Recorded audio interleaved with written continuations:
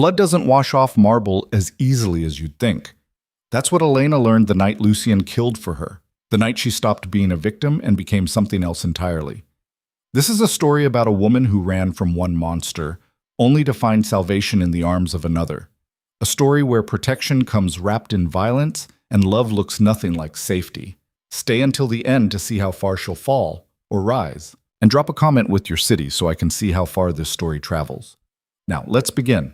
The bass thundered through Elena's chest like a second heartbeat, drowning out everything except her rising panic. She pushed through the mass of bodies on the nightclub floor, perfume and sweat thick in the air, strobe lights slicing through the darkness in jagged bursts of white and blue. Her hands trembled as she clutched her phone, the screen dark. Battery dead? Of course it was dead. Nothing ever worked when she needed it most. She shouldn't have come here. She knew that now. But Mara had insisted, practically dragging her out of the apartment with promises of just one night and you can't hide forever. Elena had wanted to believe her. She'd wanted to believe that maybe, just maybe, she could reclaim some fragment of the life she'd had before Victor, before the bruises, before the apologies that meant nothing, before the night she'd finally run.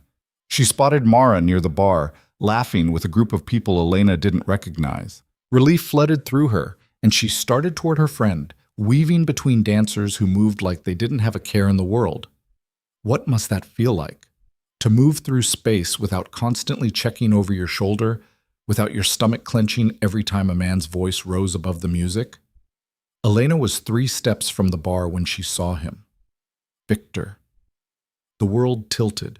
The music became distant, muffled, like she'd been plunged underwater. He stood near the VIP section, his broad shoulders unmistakable even in the chaotic lighting.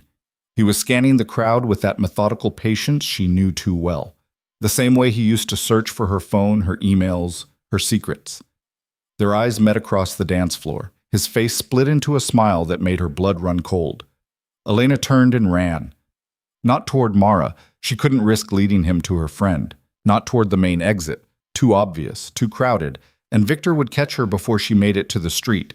She spotted a hallway marked private and made for it, her heels clicking against the floor, her breath coming in sharp gasps that had nothing to do with exertion and everything to do with the ice spreading through her veins. She could hear him behind her. Not his footsteps. The music was too loud for that, but she felt his presence like a shadow gaining ground. The hallway opened into a quieter section of the club, where velvet ropes separated the masses from the elite. Security guards stood at intervals, but they were focused outward, watching the crowd, not the scared woman fleeing into their territory. Elena's mind raced. She needed help. She needed someone, anyone who could... A hand closed around her wrist. "Where do you think you're going, baby?" Victor's voice was exactly as she remembered, smooth, almost gentle, with an undercurrent of something sharp. His grip tightened, fingers digging into the bone of her wrist hard enough to leave marks. She knew because he'd left marks before. "Let go of me." Her voice came out steadier than she felt, but she could hear the tremor underneath. "We need to talk." He pulled her closer, and she could smell the whiskey on his breath. "You can't just disappear on me like that. Do you know how worried I've been? How much time I've spent looking for you?" "I said let go." She tried to pull away, but his grip was iron. Panic clawed at her throat. The security guards were right there, but they weren't looking, weren't seeing, and even if they did, what would they see? Just a couple having an argument? Just a boyfriend trying to talk to his girlfriend? They wouldn't see the fear. They never did. "You're making a scene," Victor said, his smile never wavering even as his eyes went hard. "Just come outside with me. 5 minutes. That's all I'm asking." 5 minutes. That's what it had always started with.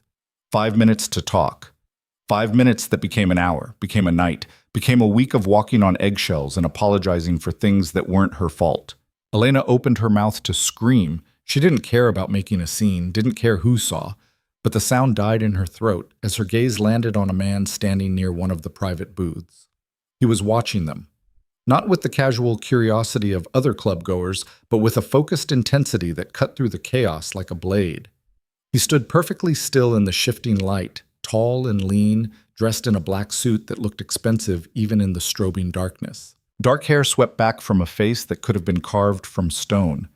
Sharp cheekbones, a jaw that could cut glass, and eyes that caught the light like a predator's in the dark. Those eyes were fixed on Victor's hand around her wrist. Desperation makes people do reckless things. Elena knew this. But in that moment, with Victor's grip tightening and her options narrowing to nothing, she made a choice that would change everything. She pulled free from Victor's grip with a sudden jerk and stumbled toward the stranger. She didn't think about what she was doing, didn't plan the words that came out of her mouth. She just moved on pure instinct, closing the distance between them in 3 staggering steps. "There you are!" She grabbed the stranger's arm with both hands, her fingers digging into the fabric of his suit. "I've been looking everywhere for you." The man didn't flinch, didn't pull away.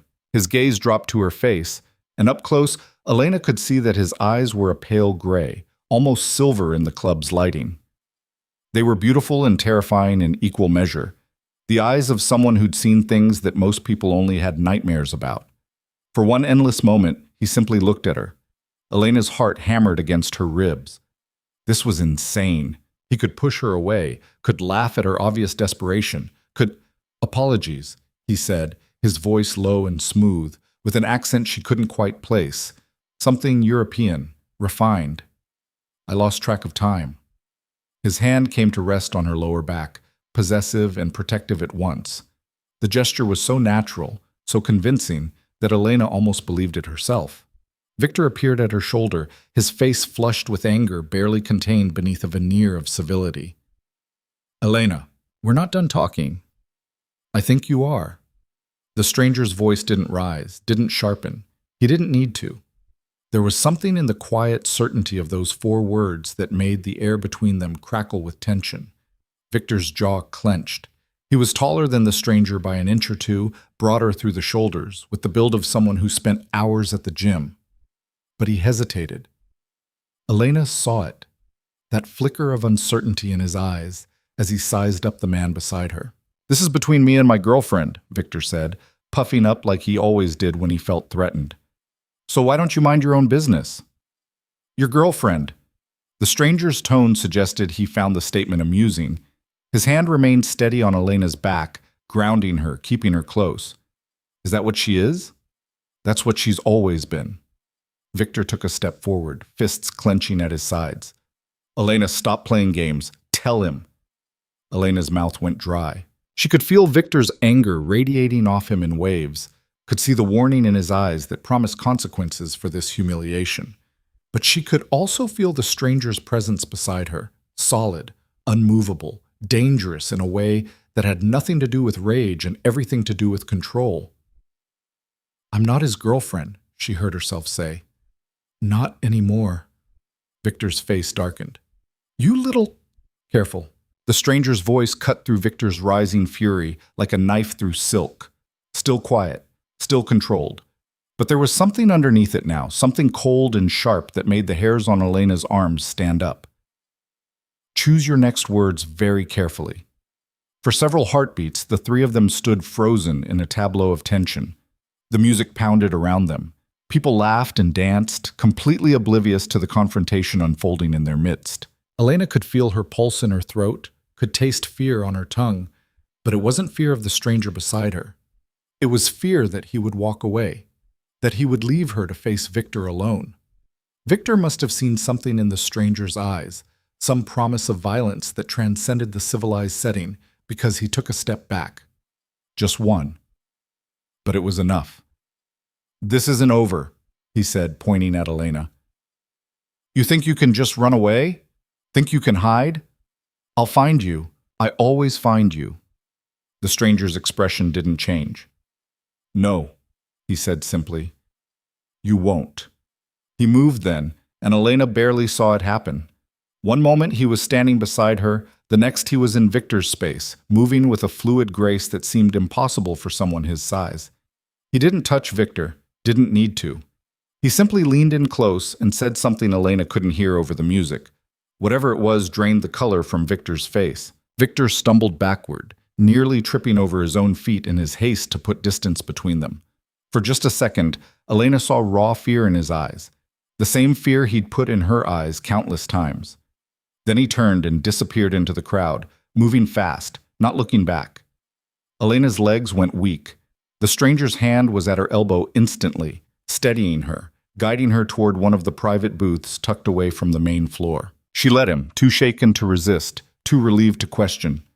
The booth was separated from the chaos by thick velvet curtains and soundproofing that muffled the music to a distant thrum. The stranger released her elbow and gestured to the leather seat. "Sit, before you fall."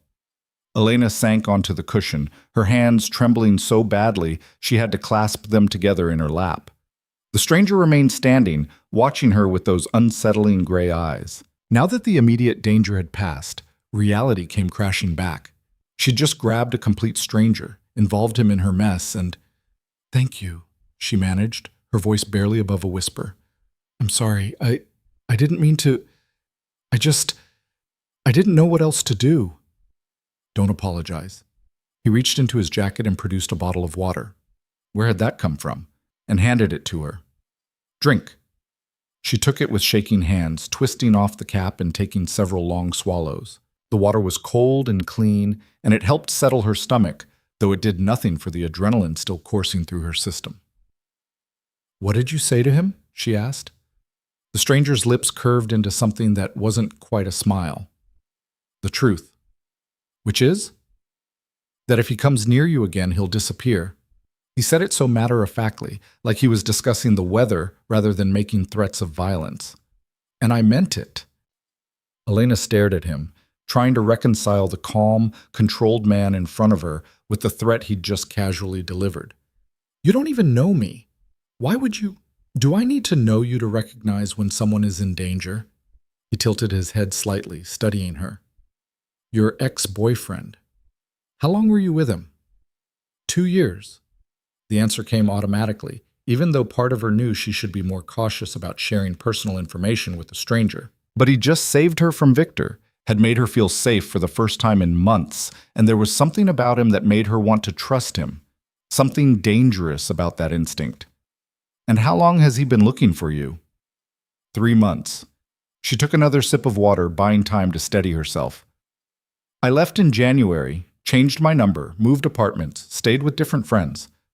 I thought I'd covered my tracks. Clearly not well enough." There was no judgment in his voice, just a statement of fact. "He found you tonight. He'll find you again." The truth of it hit her like a physical blow. Victor had found her. Despite everything she'd done, all the precautions she'd taken, he'd still found her. And if he'd found her once— "What's your name?" the stranger asked. "Elena." She looked up at him, really looked at him for the first time. In the relative quiet of the booth, away from the strobing lights, she could see him more clearly.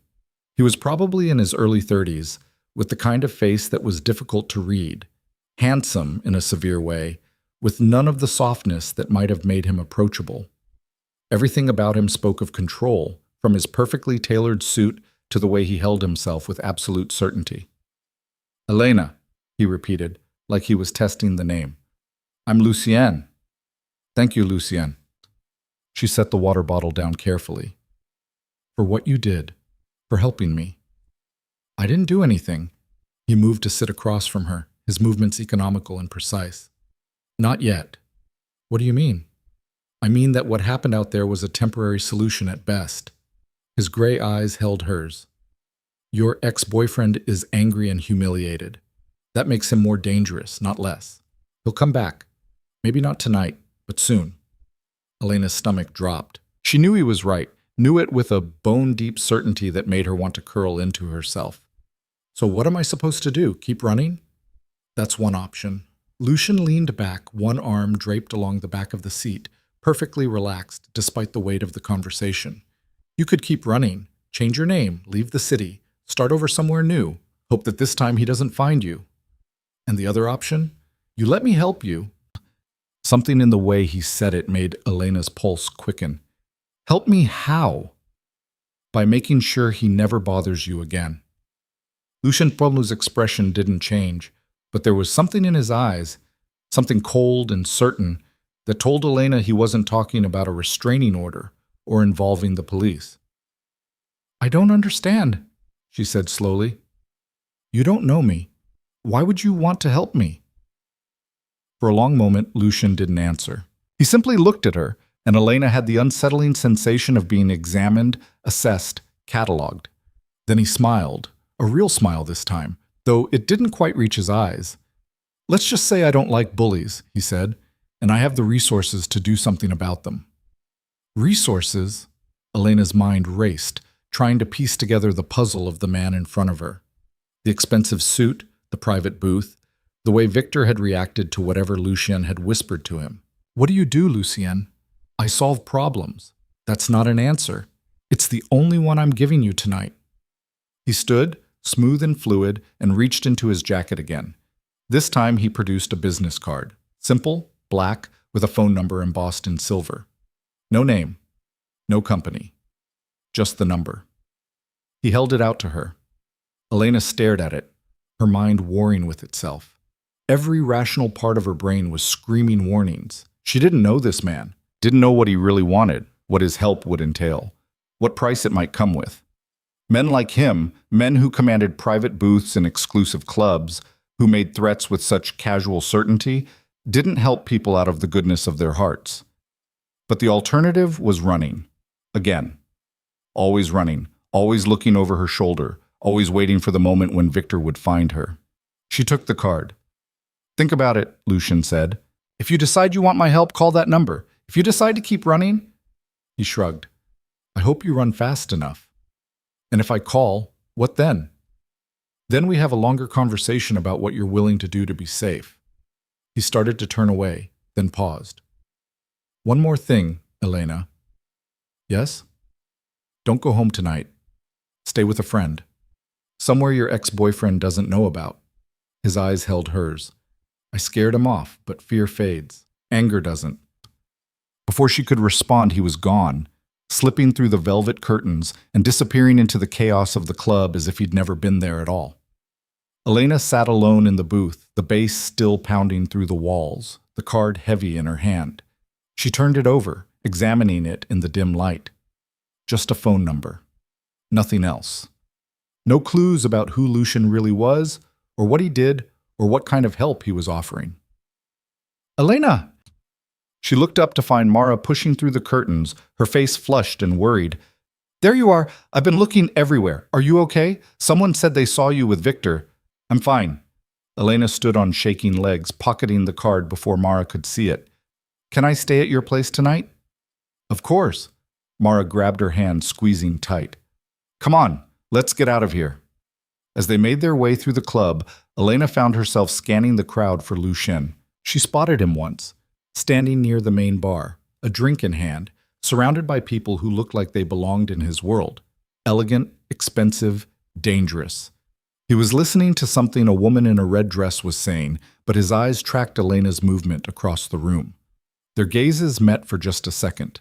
He raised his glass in a small salute. Then Mara was pulling her toward the exit, and Elena let herself be pulled, grateful for her friend's solid presence, for the promise of safety, however temporary, in a guest bedroom that Victor didn't know about. But as they stepped out into the cool night air, Elena's hand went to her pocket, fingers brushing against the edge of the black business card. "I solve problems." What kind of problems?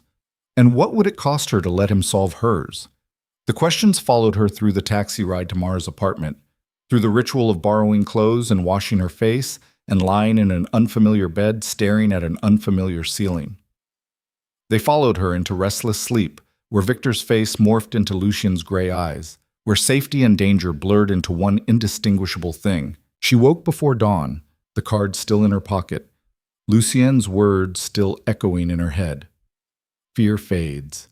Anger doesn't. Month. 3 days passed. Elena went to work at the art gallery where she managed the front desk, smiled at patrons, processed sales, and pretended that everything was normal. She stayed with Mara, sleeping on her couch, trying not to be a burden while her friend insisted it was fine, really, stay as long as you need. But Elena could see the strain starting to show. Mara had a life, had a boyfriend who wanted to stay over, had a career that required late nights and early mornings. Elena couldn't hide on her couch forever.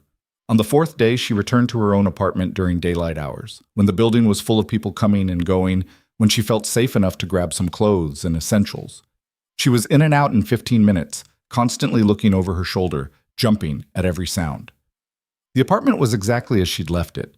Small, neat, impersonal. She'd made it that way deliberately, kept it sparse so she could leave quickly if she needed to.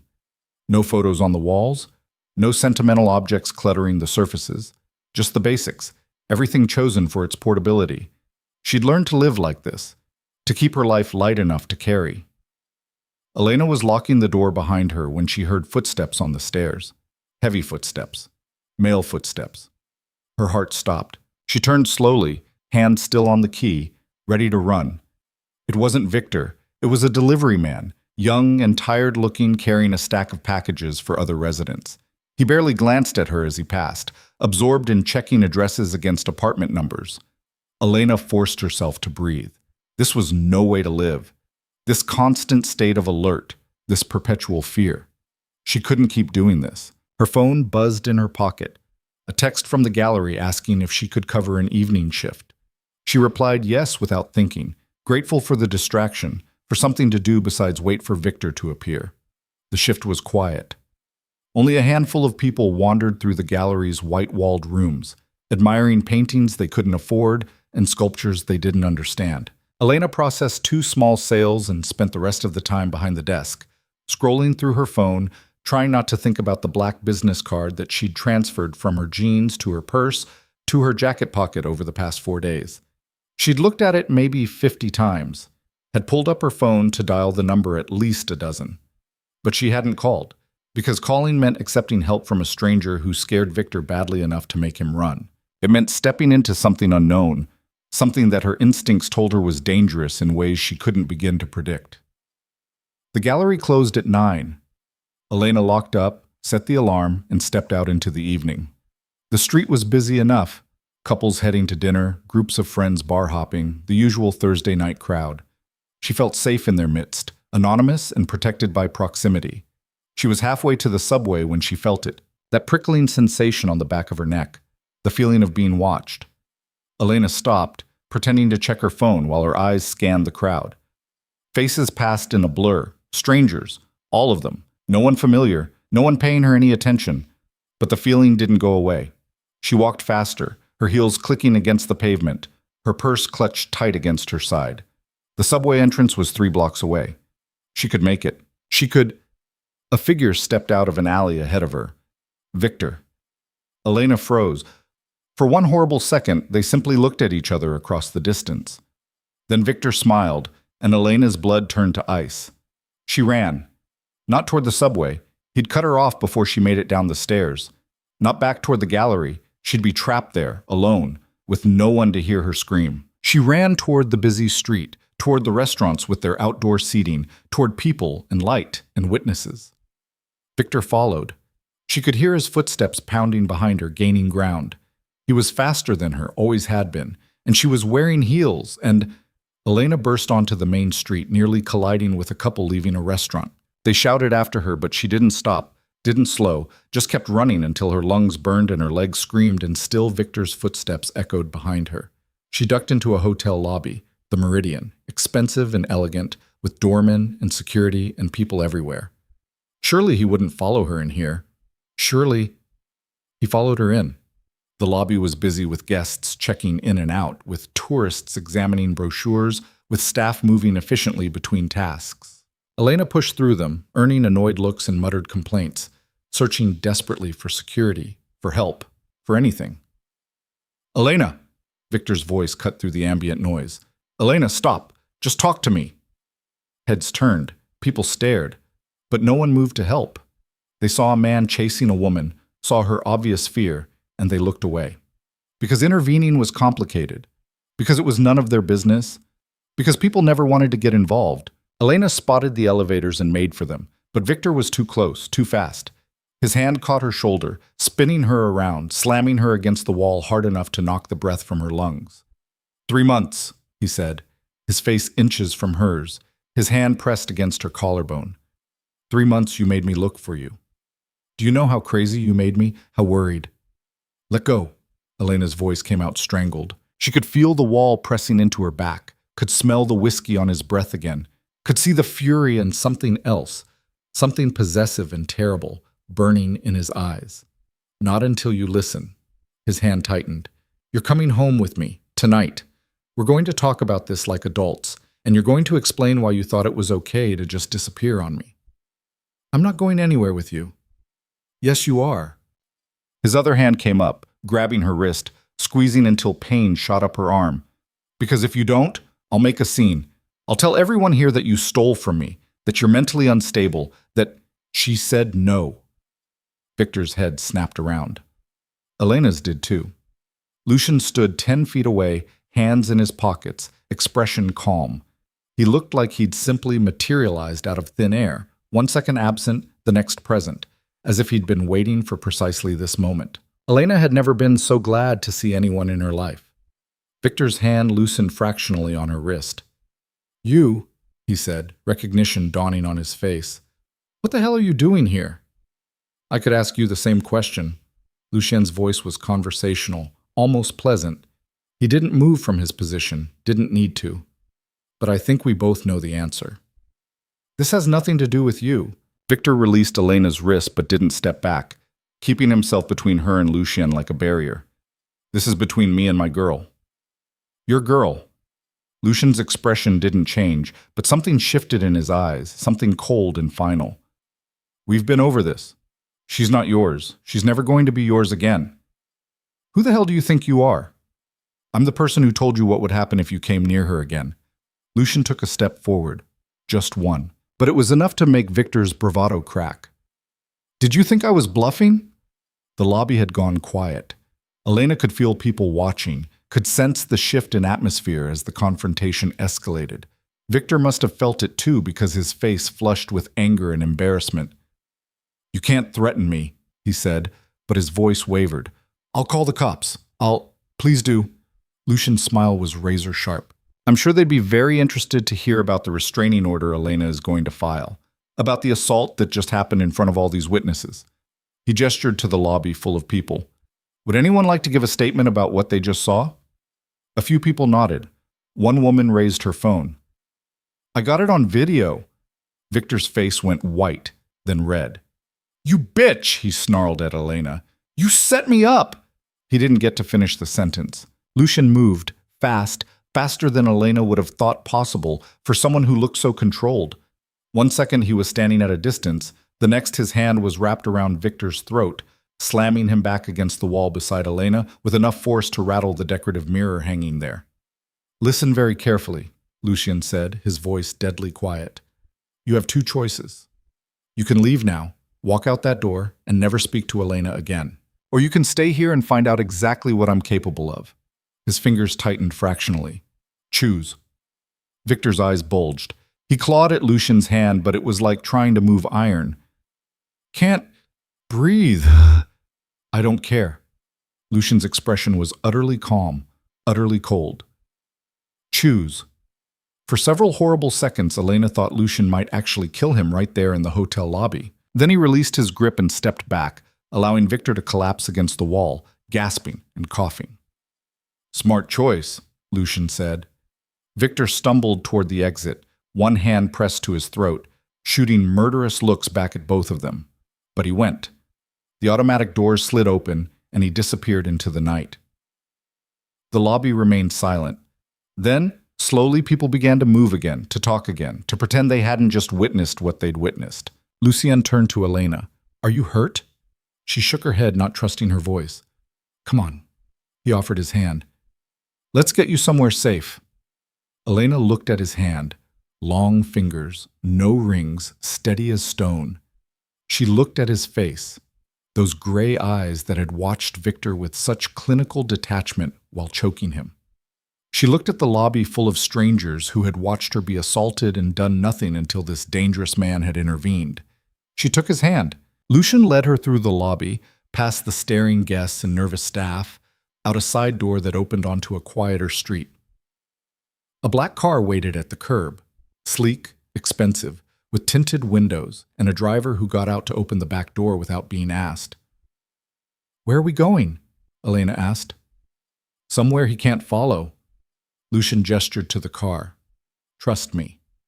He shouldn't. She knew she shouldn't. But Victor had found her twice now despite all her precautions, and Lucien had saved her twice, and she was so tired of running, of being afraid, of living her life in the shadows of what Victor might do. Elena got in the car. Lucienne slid in beside her and the driver closed the door, sealing them in leather-scented darkness. The car pulled away from the curb with barely a whisper of sound, moving through the city with purpose. "How did you know where to find me?" Elena asked. "I've been keeping an eye on you." Lucienne said it like it was the most natural thing in the world. "After our conversation at the club, I had a feeling your ex-boyfriend wouldn't give up easily." "So you've been following me?" "Protecting you," he corrected. "There's a difference." Elena should have been disturbed by this, should have demanded to be let out of the car, should have run from this man who admitted to surveillance as casually as discussing the weather. But instead she felt something else. Relief. Someone had been watching. Someone had been ready. For 4 days she'd been looking over her shoulder, jumping at shadows, convinced that Victor would appear at any moment, and Lucien had been there, invisible but present, ready to intervene. "The card you gave me," she said. "I almost called, several times." "But you didn't." "No." "Why not?" Elena looked out the window at the city passing by. Lights and motion and life, continuing as if her world wasn't falling apart. "Because I didn't know what it would mean. What you'd want from me in return." "Smart." Lucien shifted slightly, and she could feel his gaze on her profile. "Most people don't think that far ahead." "I've learned to be careful." "Clearly not careful enough, or Victor wouldn't have found you." It wasn't said cruelly, just matter-of-factly.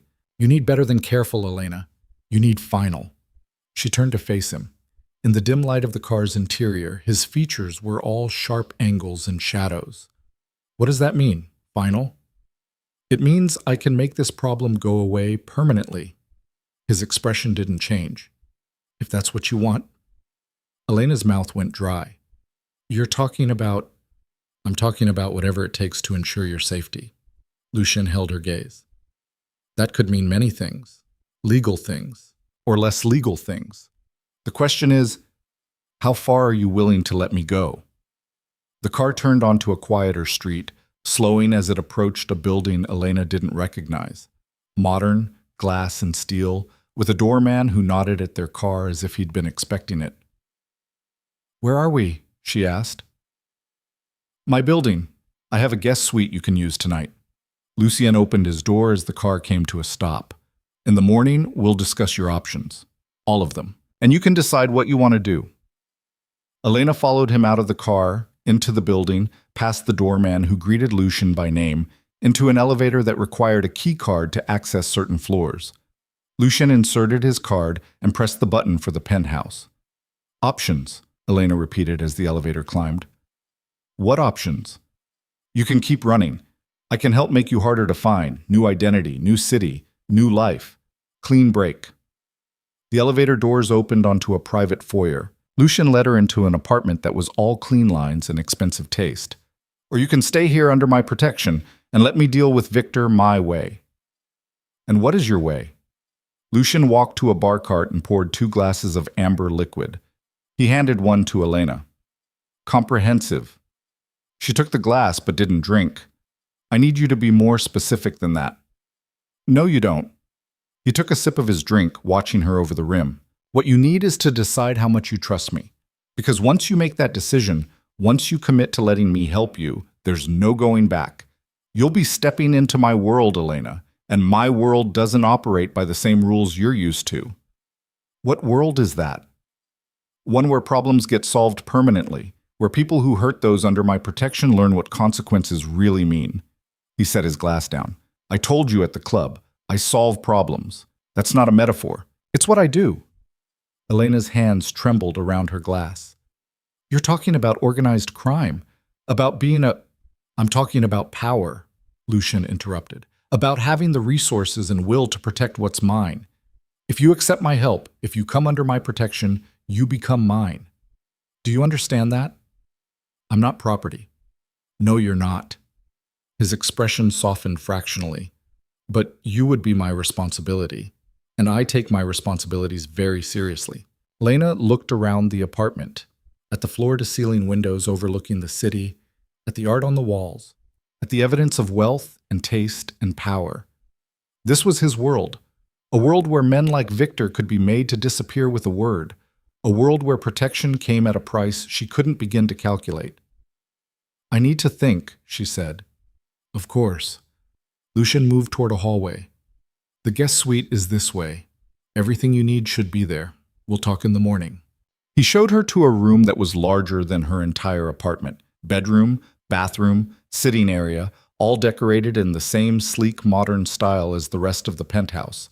Elena stood in the doorway, overwhelmed by luxury and fear and the weight of the decision facing her. "Lucien," she said as he turned to leave. He looked back. "Thank you for tonight, for all of it." His expression was unreadable. "Get some rest, Elena. You're safe here." Then he was gone, and Elena was alone in a stranger's guest room, wearing yesterday's clothes, holding an untouched glass of expensive whiskey, trying to process the impossible choice she had to make. Run and keep running forever.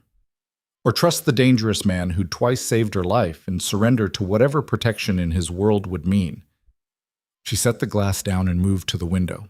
The city spread out below her, millions of lights, millions of lives, all of them continuing while she stood at this crossroads. Somewhere out there, Victor was planning his next move. She knew him well enough to know that being humiliated twice wouldn't stop him. It would only make him more determined, more angry, more dangerous. Lucien was right. Fear faded. Anger didn't. And Victor's anger had nowhere to go but toward her. Elena pulled out her phone and looked at the black business card she'd photographed days ago. The number gleamed on her screen, silver against black, simple and final. She could call. Right now. She could make the choice that would change everything, but not yet. Not until she understood what she'd be giving up and what she'd be gaining. She climbed into the unfamiliar bed between sheets that probably cost more than her monthly rent, and stared at the ceiling as she'd done every night for the past 4 days. Only this time, she wasn't on Mara's couch. She was in the penthouse of a man who'd choked her ex-boyfriend with clinical detachment, a man who spoke of making people disappear the way others discussed doing laundry, a man who made her feel safer than she'd felt in months.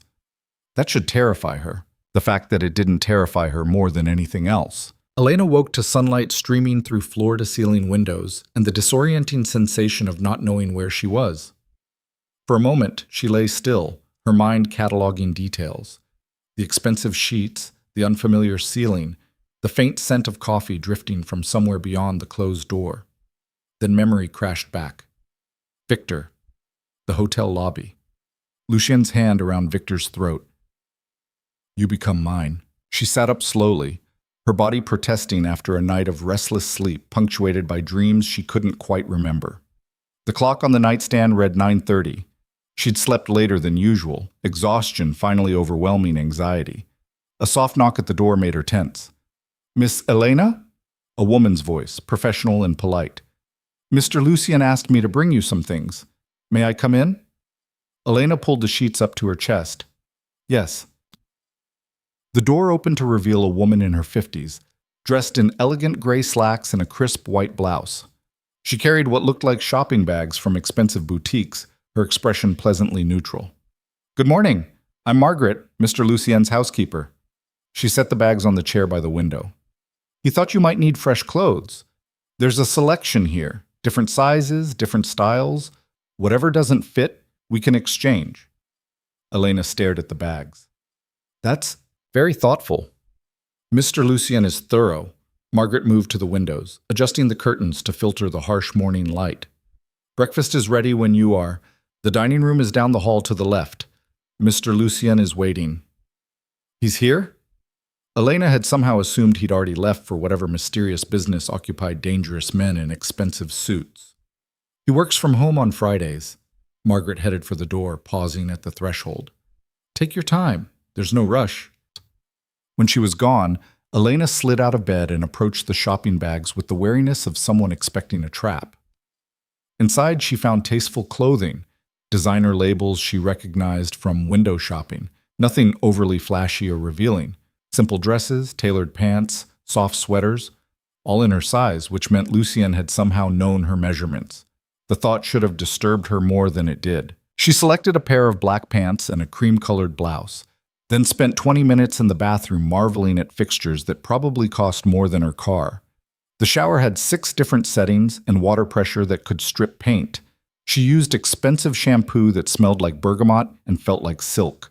When she finally emerged, dressed and as composed as she could manage, she found the dining room exactly where Margaret had indicated. It was a study in understated elegance, a long table that could seat 12 but was currently set for 2, one end bathed in morning light. Lucian sat at the head of the table, reading something on a tablet, a cup of coffee at his elbow. He looked up when she entered, his gray eyes taking in her appearance with an efficiency that felt clinical. "Good morning," he said. "I hope you slept well." "Well enough." Elena took the seat to his right, where a place had been set with china that looked antique and probably was. "Thank you for the clothes, and for letting me stay." "You're welcome." He set the tablet aside and poured her coffee from a silver carafe. "How do you take it?" "Black is fine." He handed her the cup, and their fingers brushed briefly. Elena pulled back as if burned, then felt foolish for the reaction. Lucian's expression didn't change, but she thought she saw amusement flicker in his eyes. Margaret appeared with breakfast: fresh fruit, pastries, eggs prepared 3 different ways, bacon that looked like it had been sourced from some artisanal farm. Elena's stomach growled despite her nerves. "Eat," Lucian said. "We have things to discuss, but you should eat first." They ate in relative silence, the only sounds the clink of silverware and the distant hum of the city beyond the windows. Elena tried to focus on her food, but her mind kept returning to the impossible choice she faced. Running meant starting over again, living in perpetual fear that Victor would find her. Staying meant trusting Lucian, a man she'd known for less than a week, a man who'd admitted to operating outside the law, a man who'd saved her life twice without asking for anything in return. Yet. "You're thinking too loud," Lucian observed, setting down his fork. "I can practically hear the gears turning. I'm trying to understand what you get out of this." Elena met his gaze directly. "Men like you don't help people out of charity. So what do you want from me?" "Men like me?" He leaned back in his chair, studying her. "What kind of man do you think I am, Elena?" "Dangerous, powerful, used to getting what you want." She counted off on her fingers. "Rich enough to have a penthouse and a driver and people who do what you say without question. Connected enough to make Victor run with just a few words." "All accurate assessments." Lucian's lips curved slightly. "But they don't answer your question, do they? What do I want from you?" "No, they don't." He was quiet for a long moment, his fingers drumming a slow rhythm on the table. Then he said, "I want you to work for me." Whatever Elena had been expecting, it wasn't that. "Work for you? You manage a gallery. You have an eye for art, for quality, for authenticity." Lucian gestured vaguely toward the paintings on the walls, pieces Elena recognized as genuine museum-quality work. "I collect. I need someone who can help me expand that collection. Someone who understands the market, who can spot forgeries, who can navigate the world of acquisitions." "You want to hire me as an art consultant?" "I want to hire you as my art curator," he corrected. "Full-time position, generous salary, complete access to my resources and contacts. And in exchange for your expertise, I handle your Victor problem." Elena's mind raced. It sounded too good to be true, which meant it probably was. "What's the catch?" "The catch is that working for me means being part of my world, meeting my associates, attending events where questions aren't asked and answers aren't given, maintaining discretion about everything you see and hear." Lucian's gaze held hers. "Can you do that?" "You're asking if I can keep my mouth shut about whatever illegal activities you're involved in. I'm asking if you can be professional in a professional environment that occasionally operates in gray areas." He said it so smoothly, so reasonably, that it almost sounded legitimate. Almost. "And Victor?" Elena asked. "What happens to him?" "He becomes my problem instead of yours." Lucian's expression went cold. "I'll make it clear that touching you means answering to me. Most people, when faced with that reality, choose to walk away. And if he doesn't, then I make him walk away." The finality in his voice left no room for interpretation. Elena looked down at her plate, at the half-eaten breakfast that suddenly felt like lead in her stomach. This was it. The moment of decision. She could say no, could walk out of this penthouse and return to her life of looking over her shoulder and sleeping on friends' couches. Or she could say yes and step into a world she didn't understand, trusting a man she barely knew to protect her from a threat he hadn't created. "I need to know something first," she said quietly. "Ask. The night at the club, when you first helped me, you said you don't like bullies. Was that true? Or were you already planning this?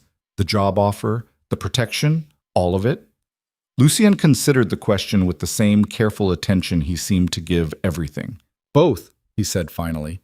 "I don't like bullies. That part was true, but I also recognized an opportunity when I saw one. You needed help. I needed a curator. The situation presented a mutually beneficial solution. So this was always transactional for you." "Everything is transactional, Elena. The question is whether the transaction is fair." He leaned forward slightly.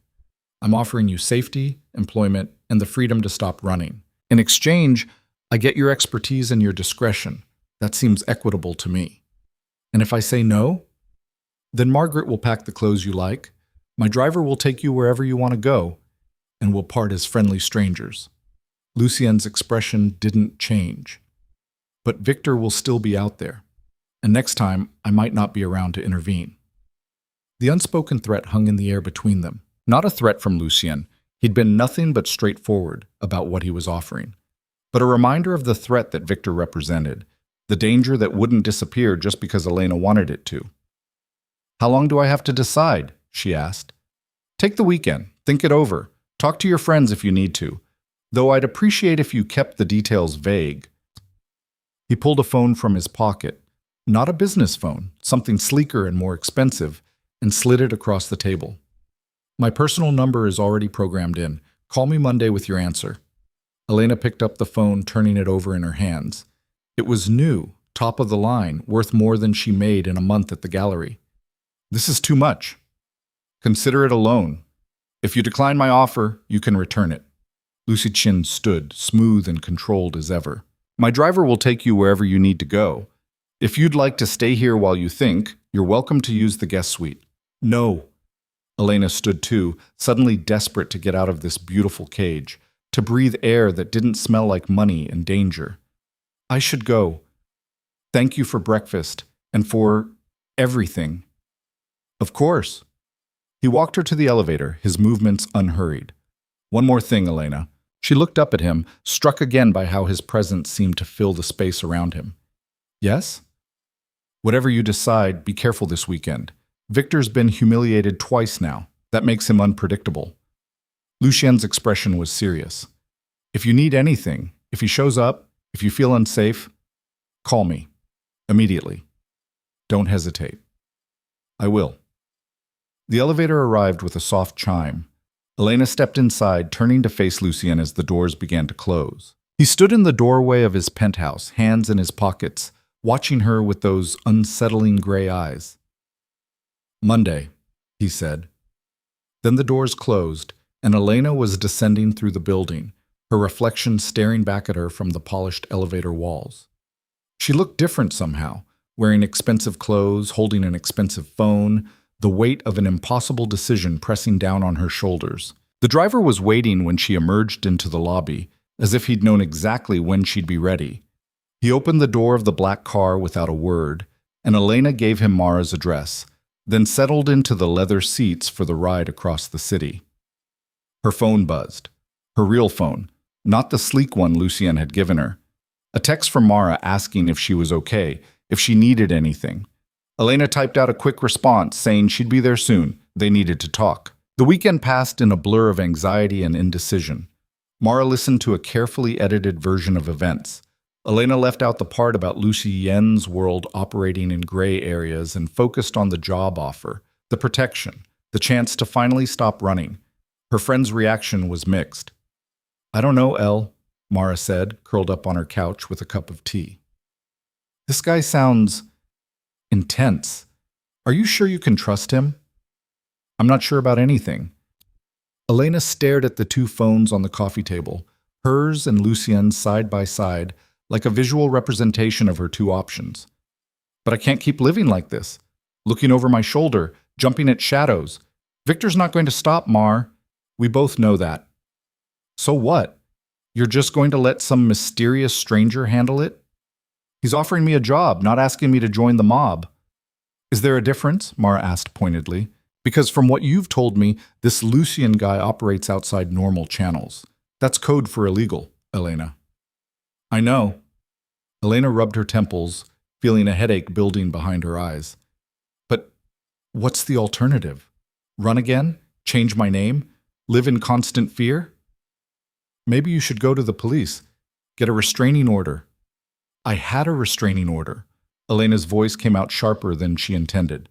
Victor violated it 3 times before I finally left. The police can't protect me, Mar. They can't even protect themselves half the time. The silence that followed was heavy with unspoken truths. They both knew the statistics, knew how often restraining orders failed to keep dangerous men at bay, how often women ended up hurt or dead despite doing everything right. I just don't want you jumping out of the frying pan into the fire, Mara said quietly. I know, I don't either. Elena picked up Lucien's phone, feeling its weight in her palm. But at least with Lucien, I know what I'm getting into. He's been honest about who he is and what he does. That's more than I can say for Victor. Saturday afternoon, Elena returned to her apartment to pack more clothes and found a note slipped under her door. Her blood ran cold as she recognized Victor's handwriting. We need to talk. I know you're scared, but I can explain everything. I'm not the bad guy here. That man you're with, he's dangerous, Elena. I'm trying to protect you. Meet me tomorrow, 2 p.m., at our coffee shop. Come alone. Please. Elena's hand shook as she read it twice, 3 times. Our coffee shop, the place where he'd taken her on their first date, where he'd proposed over lattes and pastries, where she'd been naive enough to think his intensity was passion instead of obsession. She pulled out her regular phone and almost called the police. Then she stopped, her finger hovering over the screen. What would she say? That her ex-boyfriend had left her a note? They'd tell her to be careful, maybe send a patrol car past her building once or twice. And then Victor would find another way to reach her, another way to draw her into his orbit. Or she could call Lucien. The thought came unbidden, and with it a realization that sent ice through her veins. She was already thinking of Lucien as her first line of defense, already relying on him, trusting him, letting him become the solution to her problems. Was that so wrong? Elena looked at the note again, at Victor's familiar handwriting, at the veiled threat wrapped in concern. That man you're with, he's dangerous. Victor was right about that. Lucien was dangerous, but he was dangerous in a controlled way, a purposeful way. Not like Victor, whose danger came from wounded pride and the inability to accept no for an answer. She took a photo of the note, then called Lucien's number. He answered on the second ring. Elena. He left a note under my door. She hated how small her voice sounded. Victor, he wants to meet me tomorrow. Where are you right now? My apartment. I came to get some things. Leave. Lucien's voice was sharp, commanding. Right now. Don't pack anything. Just leave and go somewhere public. I'll send my driver. Lucien, I don't think he's here. It doesn't matter what you think. If he left that note, he knows where you live, which means he could be watching right now. Leave, Elena, immediately. The authority in his voice galvanized her into action. Elena grabbed her purse and was out the door in seconds, her heart pounding as she took the stairs instead of the elevator, emerging onto the street with the note still clutched in her hand. She walked 2 blocks to a busy intersection, positioning herself where there were plenty of people, plenty of witnesses. The black car appeared within minutes, and she'd never been so grateful to see anything in her life. The driver opened the door. Mr. Lucien wants you brought to his office. His office? Yes, ma'am. Elena got in and the car pulled away from the curb with smooth efficiency. They drove for 15 minutes, leaving behind the familiar streets of her neighborhood for an area Elena recognized as the financial district. The car stopped in front of a sleek building of glass and steel, modern and imposing. The driver led her through the lobby, all marble and chrome and bustling activity, to a private elevator that required a keycard. They rode up in silence, Elena's mind racing with questions she didn't know how to ask. The elevator opened directly into an office that occupied the entire top floor. Floor-to-ceiling windows offered a panoramic view of the city. The space was divided into sections. a reception area where a sharp-eyed woman sat behind a desk, several closed doors that probably led to conference rooms, and at the far end, a massive office with glass walls that turned opaque at the touch of a button. Lucien's office. He was on the phone when she arrived, speaking in what sounded like French, his tone clipped and businesslike. He saw her through the glass and held up one finger. Wait.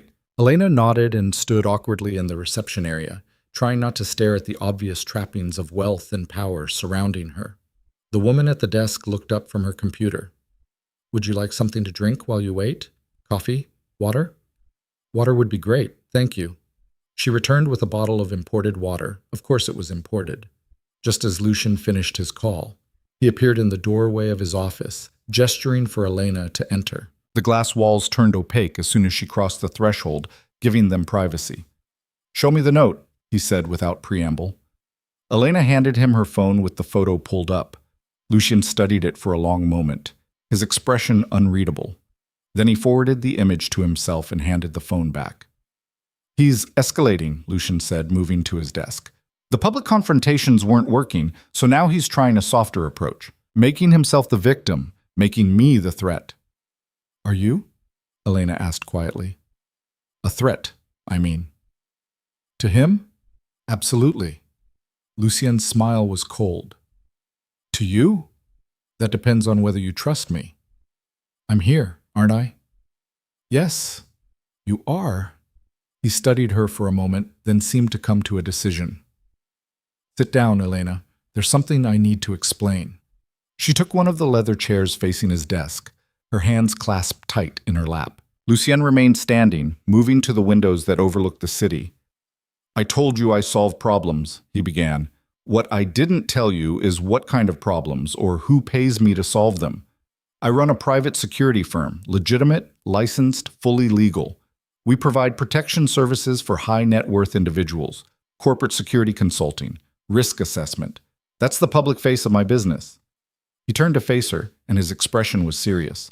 But we also handle situations that fall into gray areas, corporate espionage, asset recovery, personal security matters that require discretion. Some of our clients have made enemies in their business dealings. Some have ex-partners who won't accept that the relationship is over. Some are being blackmailed, stalked, or threatened in ways the police can't or won't address. Elena's mouth went dry. And you handle these situations how? By making the problem understand that continuing their behavior has consequences they won't enjoy. Lucien returned to his desk, leaning against it casually. Sometimes that means legal pressure, lawyers, restraining orders, leveraging connections. Sometimes it means making them understand very clearly that they're outmatched and outgunned. And Victor? Victor is a textbook case. He's obsessed. He's escalating, and he won't respond to normal interventions because he doesn't respect boundaries or authority. Lucien's gaze held hers. He needs to be scared, really scared. Scared enough that the thought of coming near you makes him physically ill. Can you do that? Yes. The certainty in that single word made Elena shiver. And the job offer? Is that real or just a cover story? It's real. I do need a curator. I've been putting it off for years because I don't trust easily, and my collection is worth a considerable amount of money. You have the credentials and the expertise. Lucien crossed his arms. But I won't pretend that offering you the job isn't also strategic. Having you work for me gives me a legitimate reason to keep you close, to monitor your security, to ensure that Victor understands you're under my protection. So I'd be working for you and you'd be protecting me. Yes.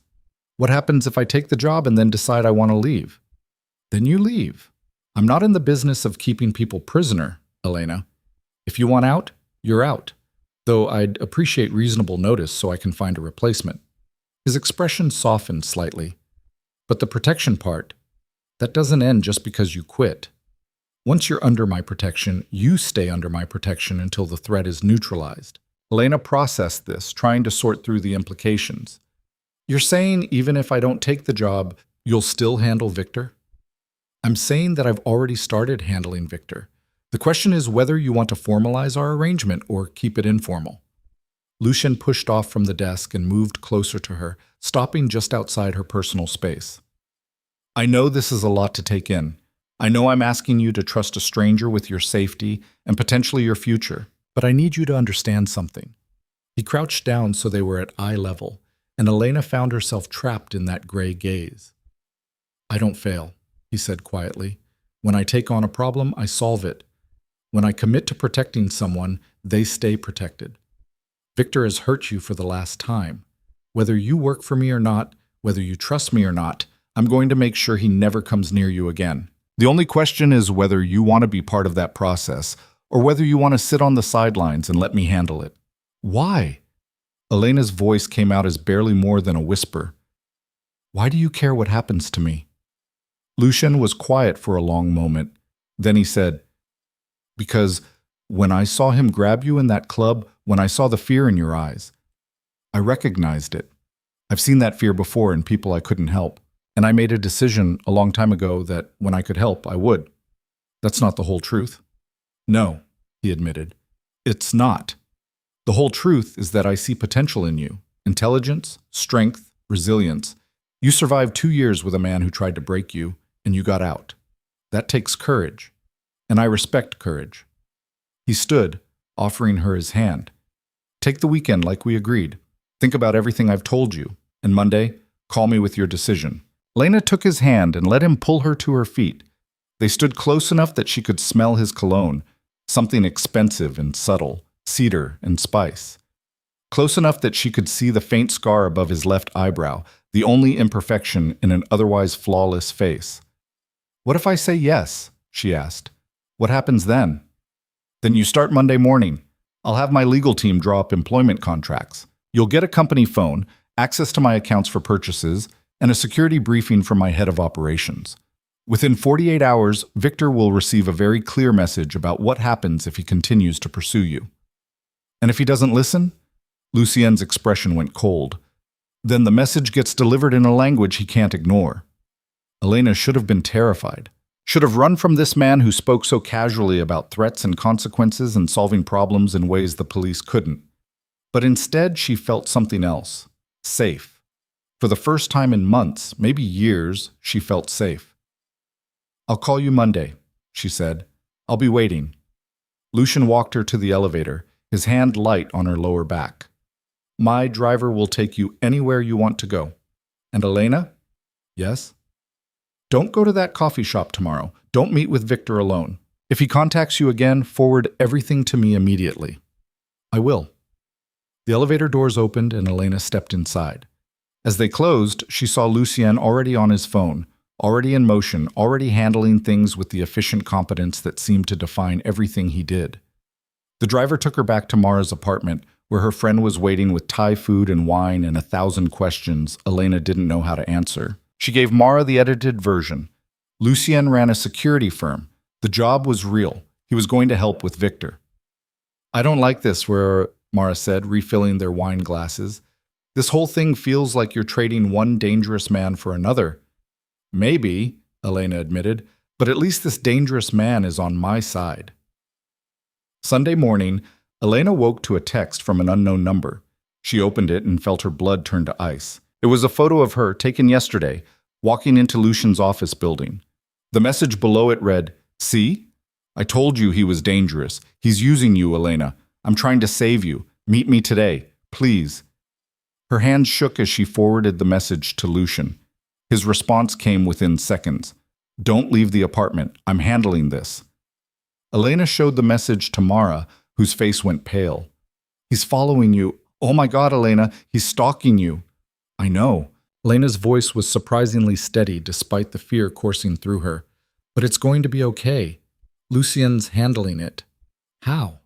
How is he handling it?" "I don't know. But I trust him." The words surprised her even as she said them. She did trust Lucien. Maybe that was naive.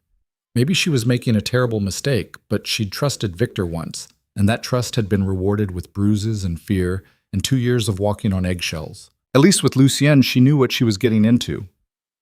An hour later, her phone rang. Lucien's name appeared on the screen. "He's been picked up," Lucien said without preamble. "Nothing official, just a conversation with some of my people.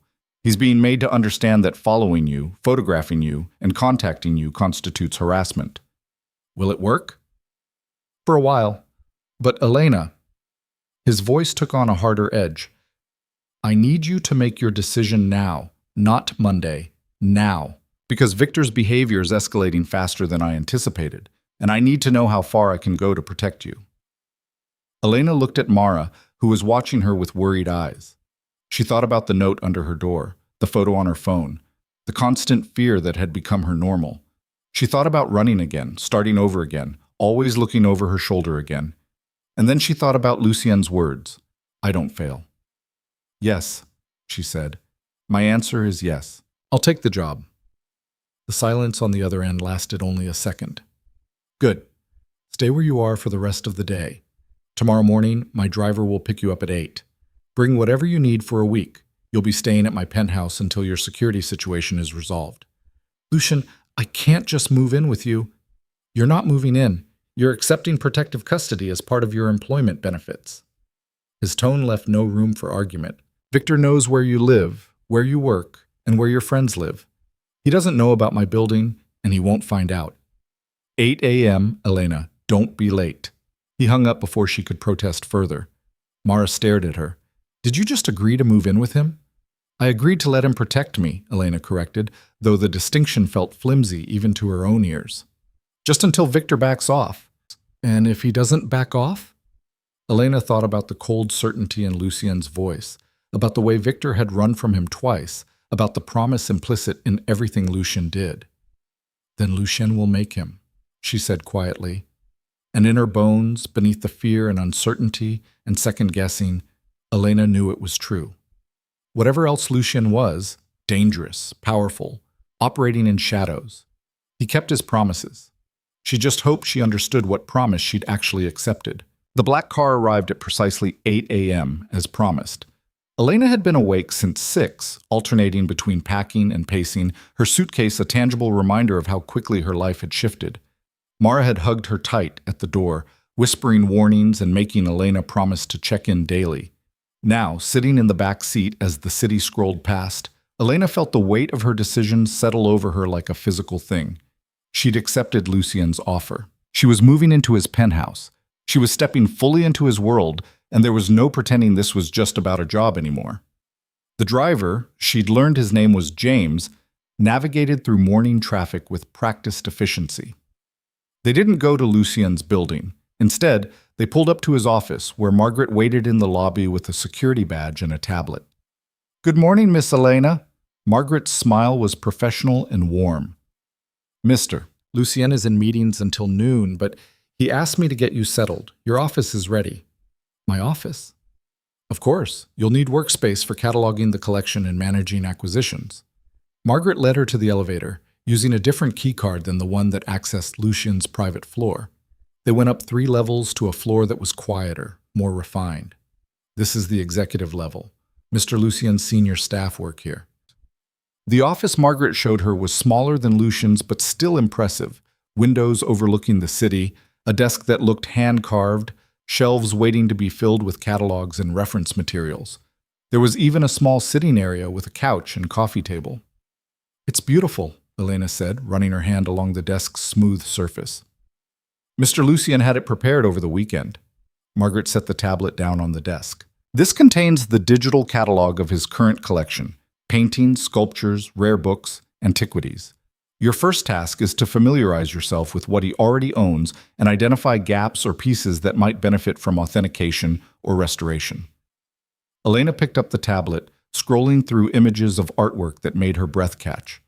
Rothko, Basquiat, ancient Greek pottery, Renaissance bronzes. This wasn't a hobbyist collection. This was museum-quality curation. How long has he been collecting? She asked. 15 years, though seriously for only the last 7. Margaret moved toward the door. I'll let you get acquainted with everything. If you need anything, dial 0 on the desk phone. Lunch is at 1. The executive dining room is down the hall. Mr. Lucien will brief you at 2. When Margaret left, Elena sank into the leather chair behind her desk and stared at the tablet. This was real. She had an office, a job, access to a collection worth millions. And somewhere in this building, Lucien was in meetings, running his security firm, solving problems for people who could afford his particular brand of help. She spent the morning lost in the catalog, making notes about pieces that might need professional evaluation, identifying artists whose work would complement what Lucien already owned. It was absorbing work, the kind that used to make hours disappear at the gallery. Here, surrounded by evidence of Lucien's wealth and taste, it felt surreal. At one, she found the executive dining room. It was smaller than she'd expected, more like an upscale private restaurant than a corporate cafeteria. A handful of people sat at scattered tables, all impeccably dressed, all carrying themselves with the quiet confidence of those who operated at the highest levels. Elena filled a plate from the buffet, actual china, actual silverware, food that looked catered, and found a table by the windows. She was halfway through her meal when a woman approached, tall and striking with dark skin and silver-streaked hair pulled back in a severe bun. "You must be Elena." The woman's voice carried the trace of a British accent. "I'm Diane Reeves, head of operations. May I join you?" "Of course." Diane sat with the grace of someone who never made an awkward movement. Up close, Elena could see she was older than she'd first appeared, probably mid-50s, with the kind of face that improved with age. Her eyes were sharp and assessing. "Lucien asked me to introduce myself," Diane said. "I manage the operational side of the business, client relations, personnel, logistics. If you need anything that Margaret can't provide, I'm your next point of contact." "Thank you. I appreciate that." "How are you finding everything so far?" Elena chose her words carefully. "Overwhelming, but in a good way. The collection is extraordinary. Lucien has excellent taste."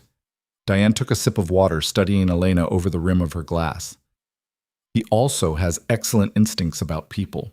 If he's brought you in, it's because he trusts you. That's not something he gives lightly." "We barely know each other." "Trust isn't always about time. Sometimes it's about recognizing potential." Diane set down her glass. "Lucien told me about your situation, about Victor." Elena's stomach clenched. "He did?" "I need to know these things. Part of my job is threat assessment and risk mitigation." Diane's expression softened slightly. "You're safe here, Elena.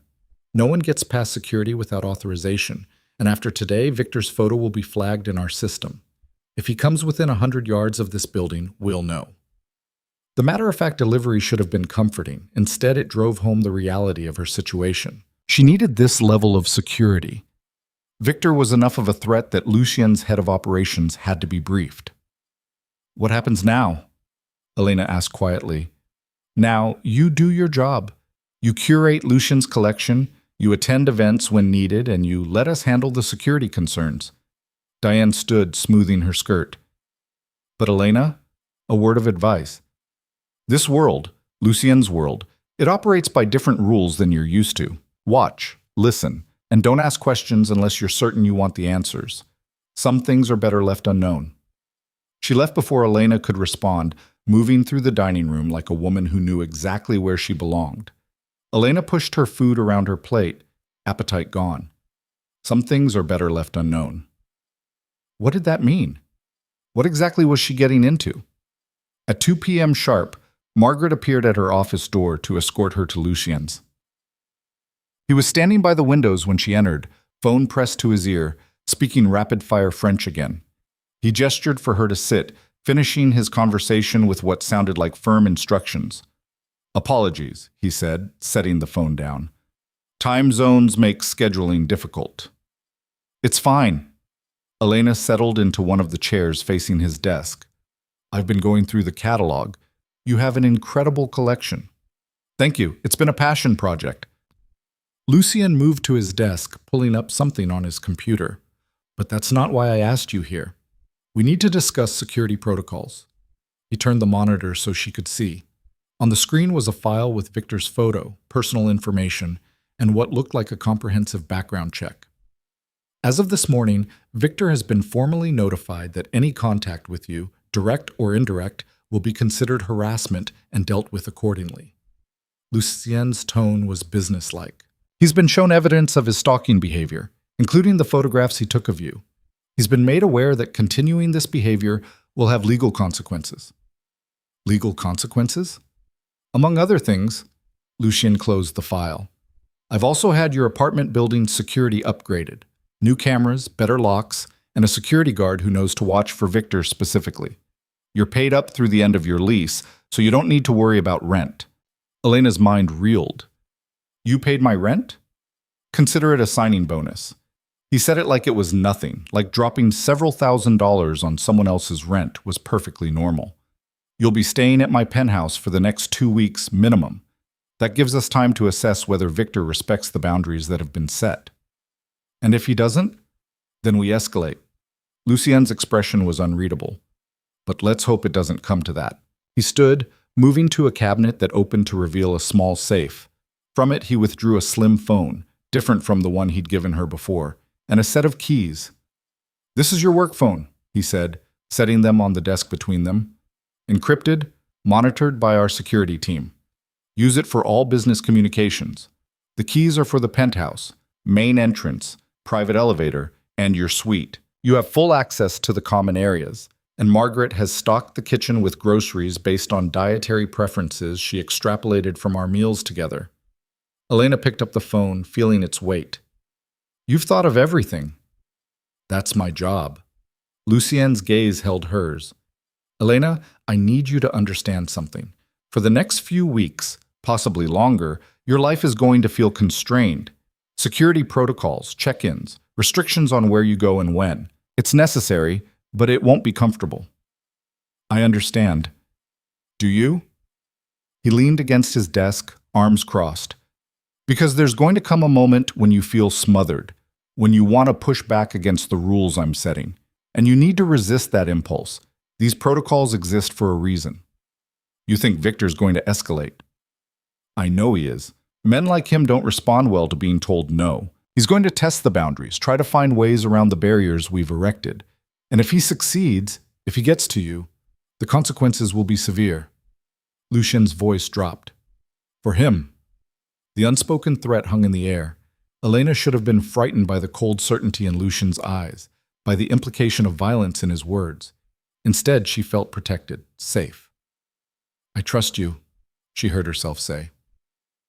Something shifted in Lucien's expression. Surprise, maybe, or satisfaction. Then let's get you home. Home. He'd called the penthouse home. Elena followed him to the elevator, acutely aware of how the office staff tracked their movement with curious eyes. They knew who she was now.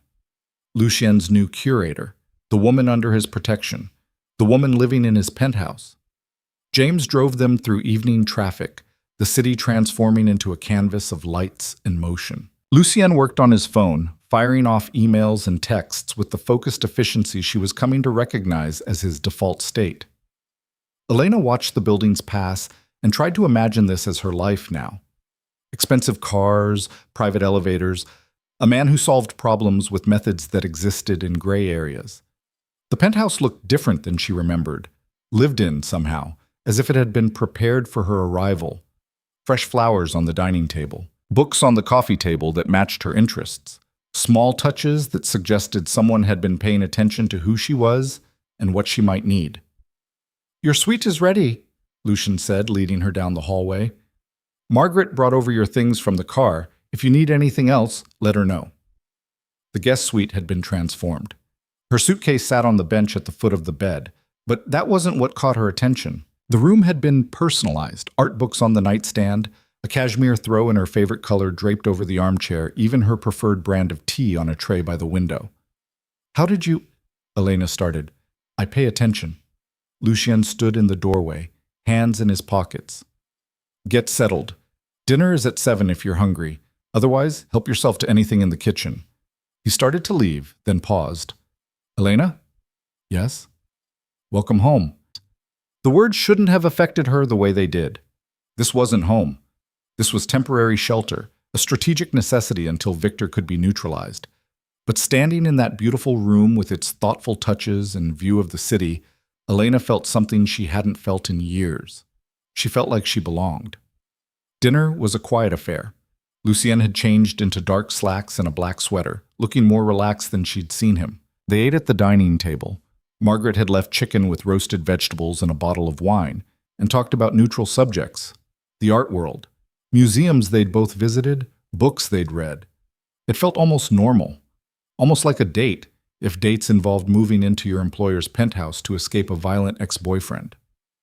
Tell me about the gallery, Lucian said, refilling her wine glass. How did you end up there?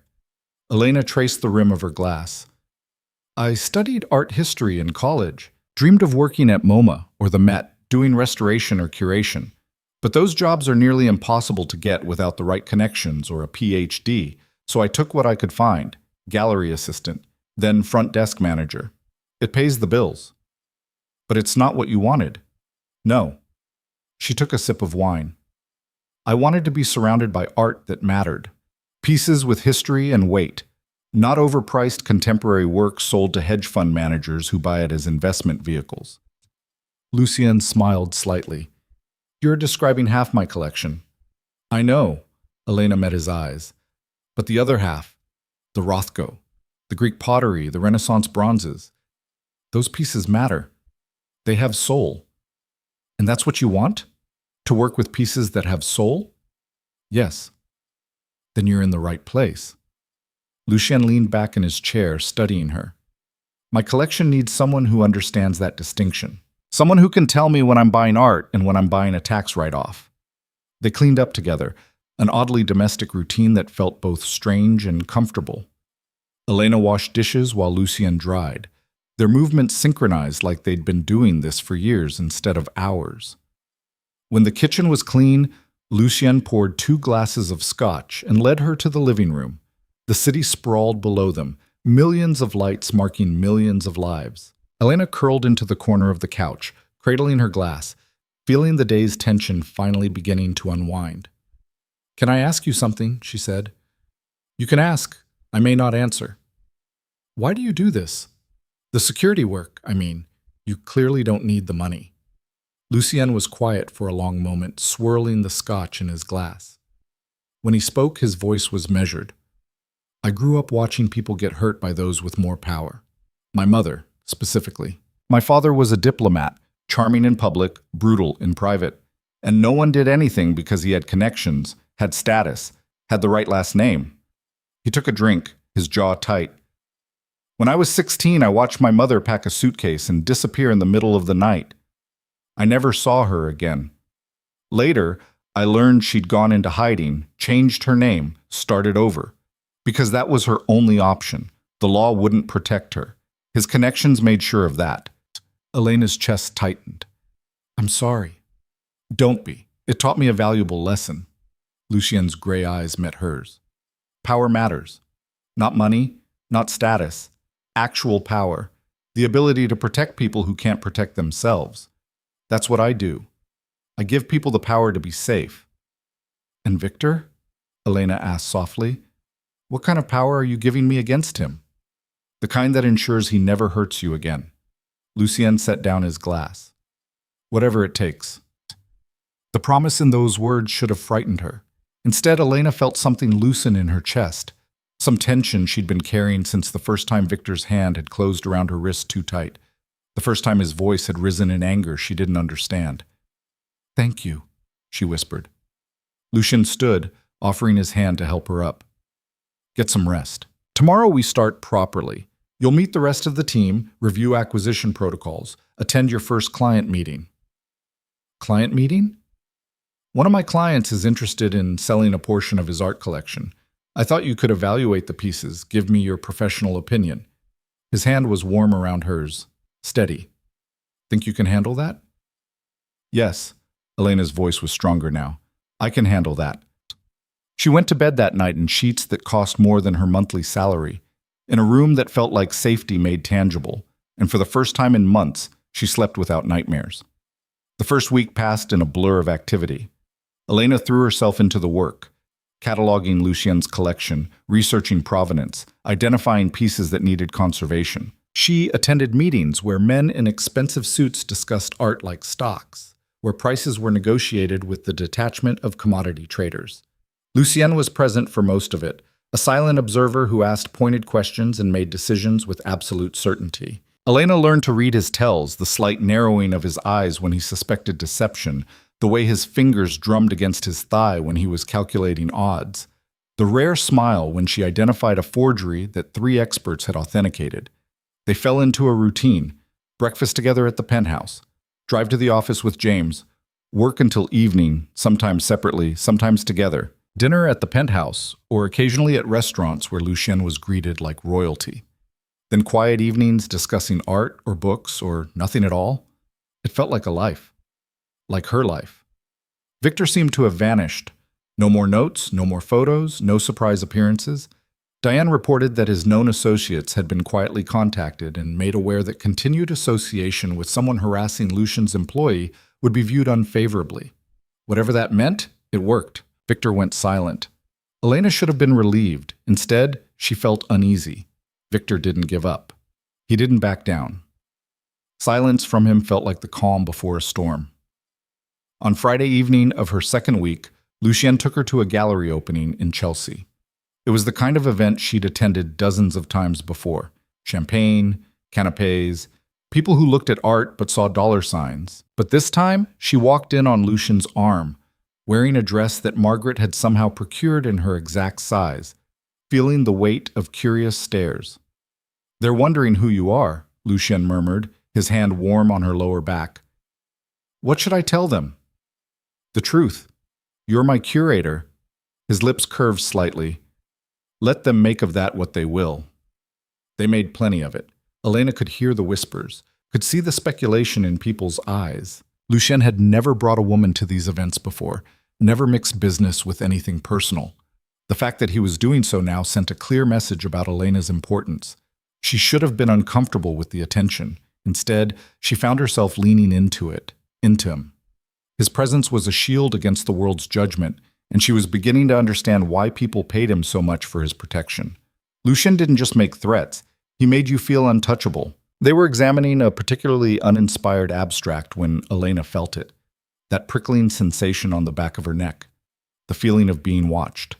She turned slowly, scanning the crowd. For a moment she saw nothing.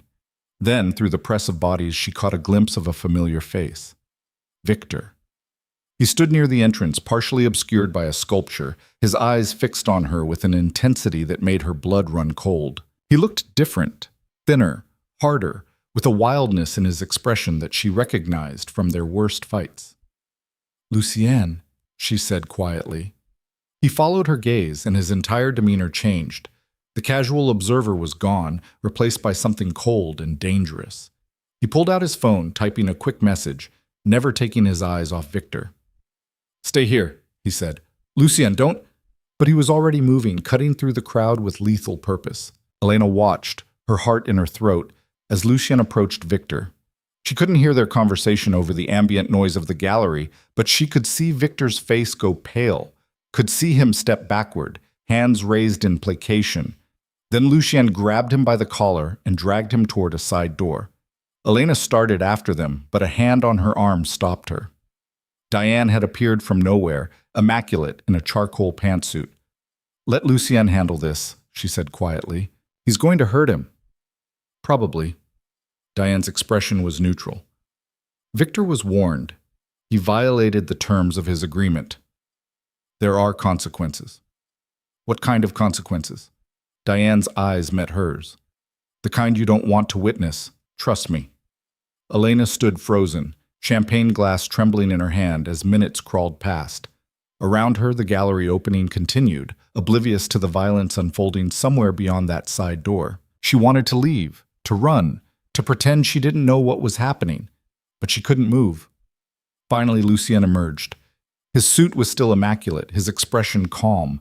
If he'd just beaten someone, there was no evidence of it on his face or hands. He walked directly to Elena, took the champagne from her shaking fingers, and set it aside. "We're leaving," he said. "Is he—" "He's alive. Diane's people are taking him to the hospital."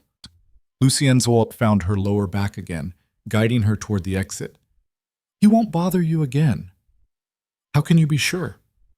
"Because I broke 3 of his ribs and made it very clear what would happen if there's a next time." He said it so matter-of-factly, with such complete certainty, that Elena stumbled. Lucien caught her, his arm around her waist, supporting her weight. "I told you I would protect you. This is what protection looks like in my world." James was waiting with the car. Elena slid into the back seat on autopilot, her mind struggling to process what had just happened.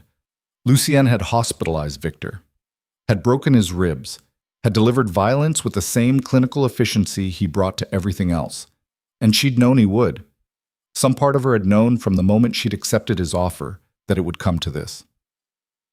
The drive back to the penthouse was silent. Lucien made several phone calls in that rapid French, his tone clipped and businesslike. Arranging cleanup, Elena realized, making sure there were no loose ends. In the penthouse, she went straight to the bar and poured herself a generous measure of scotch. Her hands were steady now, but her mind was racing. She drank half the glass in one swallow, welcoming the burn. "Are you all right?" Lucien's voice came from behind her.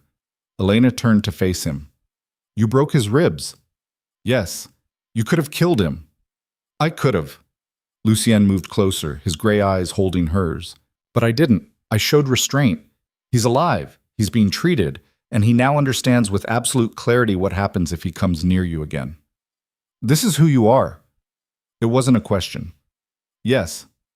No apology, no justification, just simple truth. "This is who I am. This is what I do. I told you that from the beginning." Elena finished the scotch and set down the glass with a decisive click. "I know you did. I didn't really understand what it meant until now." And now that you do?" Lucien's expression was carefully neutral. "Do you want to leave?" The question hung in the air between them. Elena thought about her apartment, about Mara's couch, about a life spent looking over her shoulder and jumping at shadows. She thought about Victor's face in the gallery, the wildness in his eyes, the certainty that he would never have stopped on his own. She thought about Lucien's promise, whatever it takes. "No," she said. "I don't want to leave."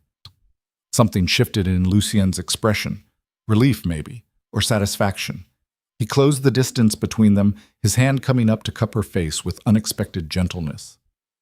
"You're sure?"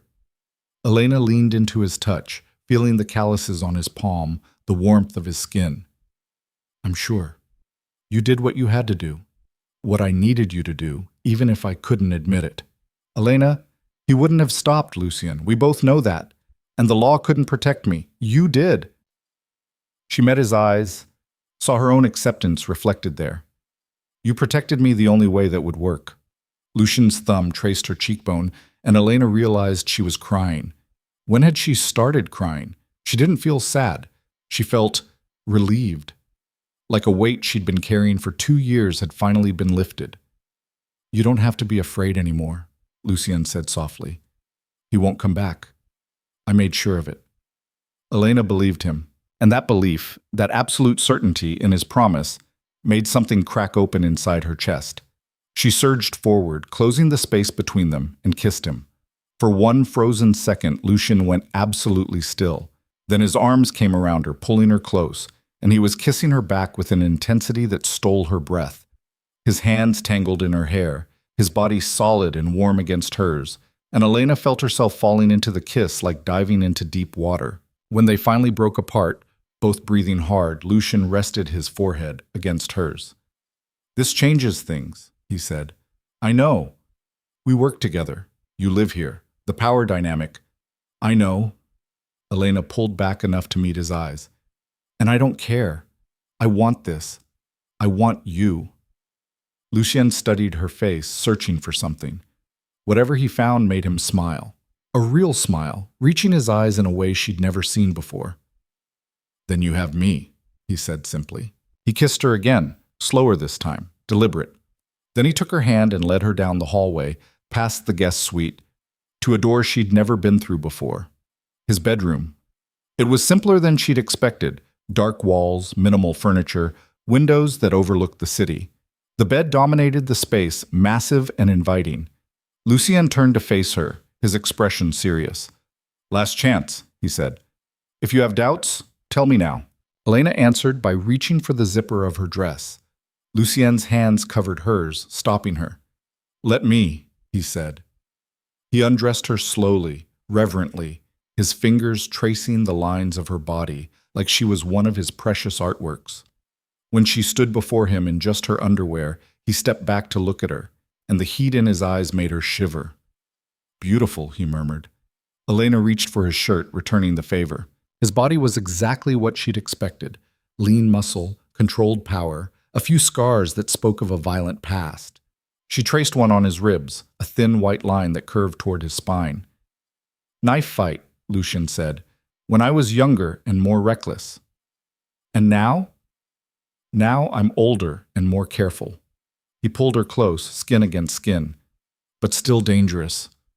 "I know." Elena tilted her head up, finding his mouth.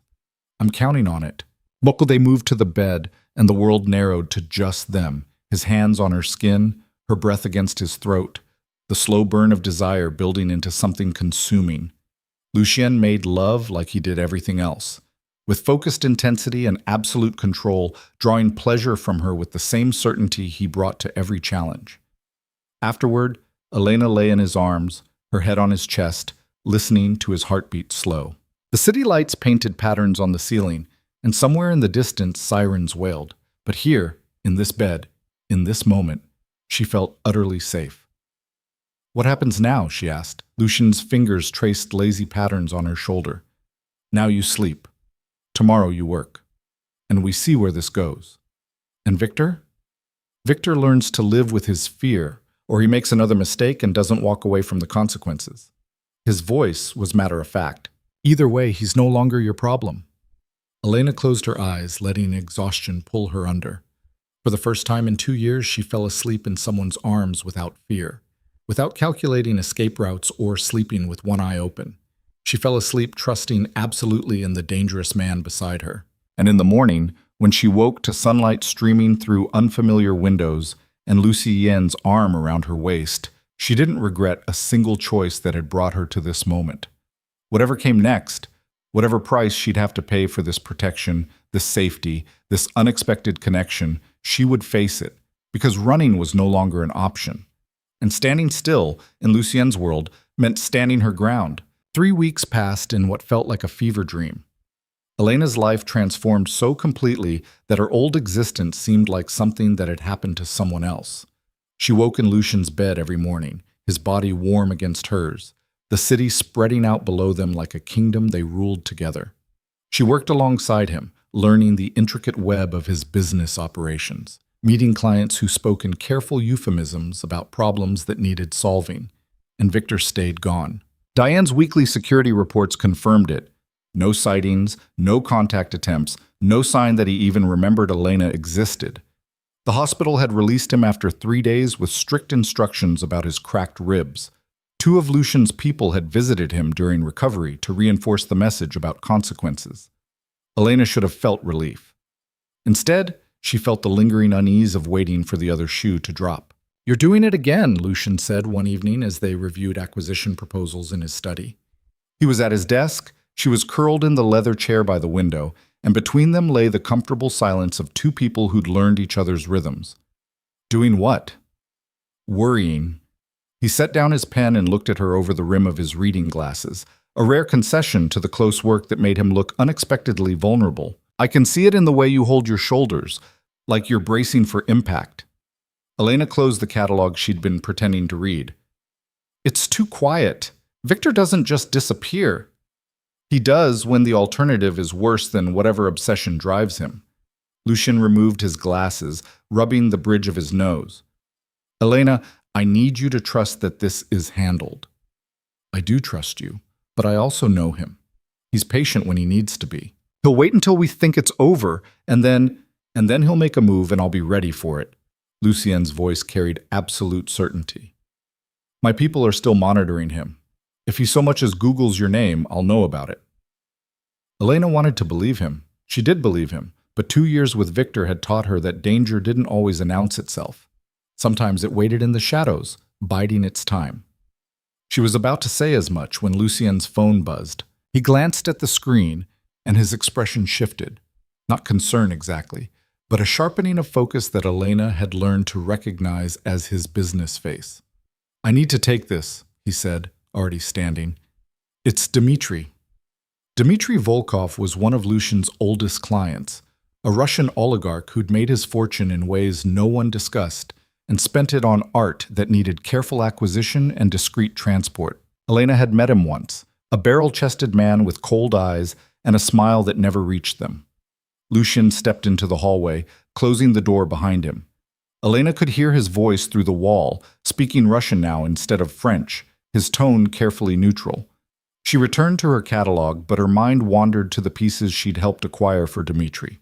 A Fabergé egg, 2 Kandinsky paintings, a Roman statue of questionable provenance. Gray areas, Lucian had called them. Elena was learning that most of his world existed in those shadows between legal and illegal, moral and expedient. The door opened 15 minutes later. Lucien's expression was carefully controlled, but Elena could see tension in the set of his jaw. "Problem?" she asked. "Dimitri's having issues with a competitor. Someone's been undercutting his business operations, and he wants me to look into it." Lucian moved to the bar cart, pouring himself 2 fingers of scotch. "It means I'll need to travel.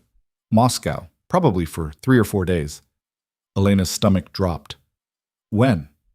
"Tomorrow night." He took a drink, his gaze meeting hers. "I know the timing isn't ideal." "It's fine. It's your job." "Elena." He set down the glass and came to her, kneeling beside her chair so they were eye level. "You'll be safe here. Diane will coordinate your security personally. James will drive you anywhere you need to go. And I'll have people watching your apartment, the gallery, anywhere Victor might look for you." "I said it's fine, Lucian. I mean it." She touched his face, feeling the slight stubble on his jaw. "I can't expect you to put your entire business on hold because of me. You're not an inconvenience." His hand covered hers. "You're the most important thing in my life right now. If I thought there was any real danger, there isn't. You said so yourself. Victor's been quiet for 3 weeks. Elena forced a smile she didn't quite feel. "Go to Moscow. Solve Dimitri's problem. I'll be here when you get back." Lucien studied her face, searching for cracks in her composure. Whatever he found made him nod slowly. 4 days, 5 at most, and I'll call you every night." "I'll hold you to that." They made love that night with an intensity that felt like goodbye, even though it was only a few days. Afterward, Elena lay awake while Lucian slept, his arm heavy across her waist, and tried to shake the feeling that something was about to go terribly wrong. Lucian left the next evening after ensuring Elena had memorized emergency protocols and contact numbers.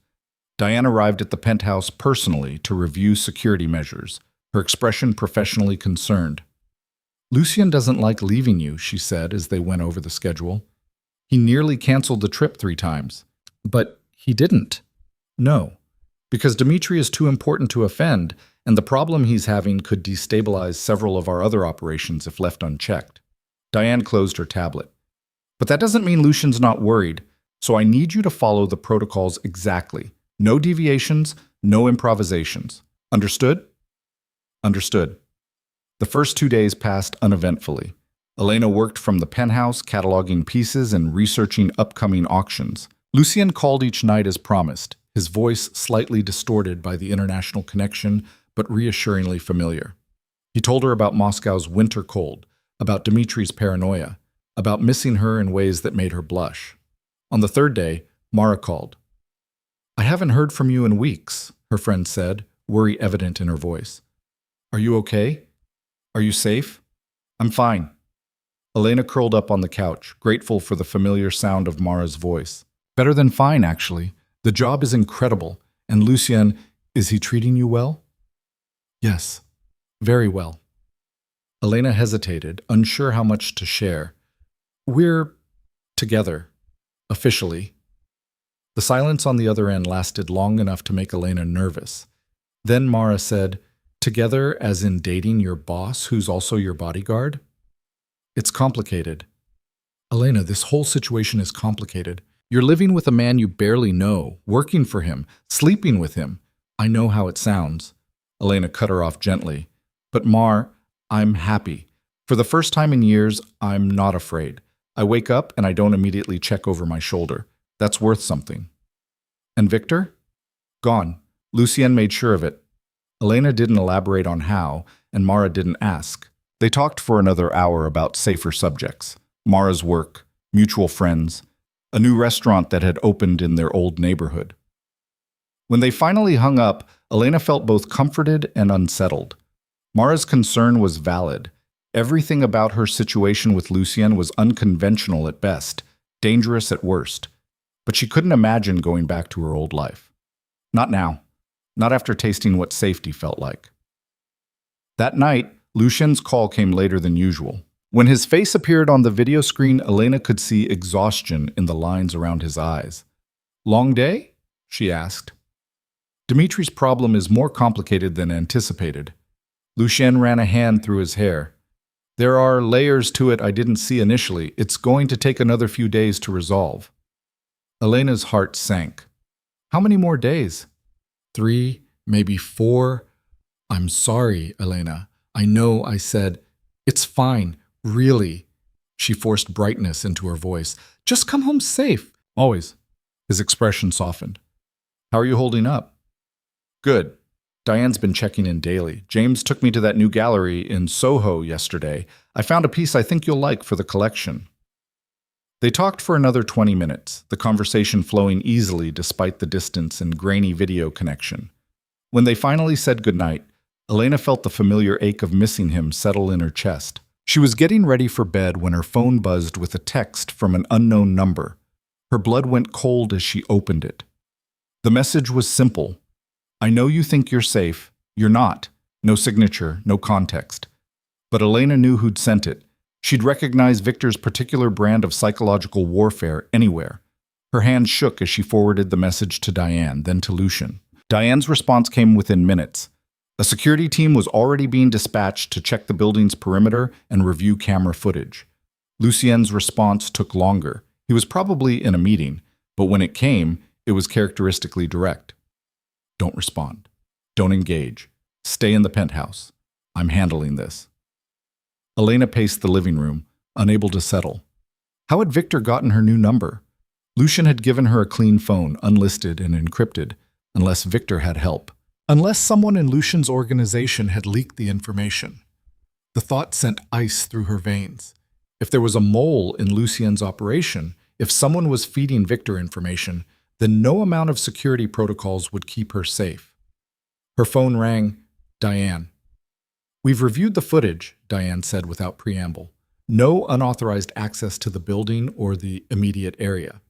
The text was sent from a burner phone, untraceable. But Elena, there's something you need to know." "What?" "Victor's not working alone anymore. We've identified at least 2 associates, men with criminal records, hired muscle. It looks like he's escalating." Elena sank onto the couch, her legs suddenly unable to support her weight. "Why?" Lucien made it clear what would happen if... Men like Victor don't always think rationally when their pride is injured. And having Lucien break his ribs in front of witnesses, that's not something he's going to forgive easily. Diane's voice was matter-of-fact, clinical. "I've tripled security around the building and put a detail on your movements. You're not to leave the penthouse without James and at least 1 additional security person. Understood?" "Yes." "Lucien's catching a flight back tomorrow. He'll be home by evening." Relief flooded through Elena. "He doesn't need to do that. I know this Moscow thing is important. You're more important." Diane's tone left no room for argument. "Get some rest. My people have eyes on every entrance and exit. Victor can't get to you."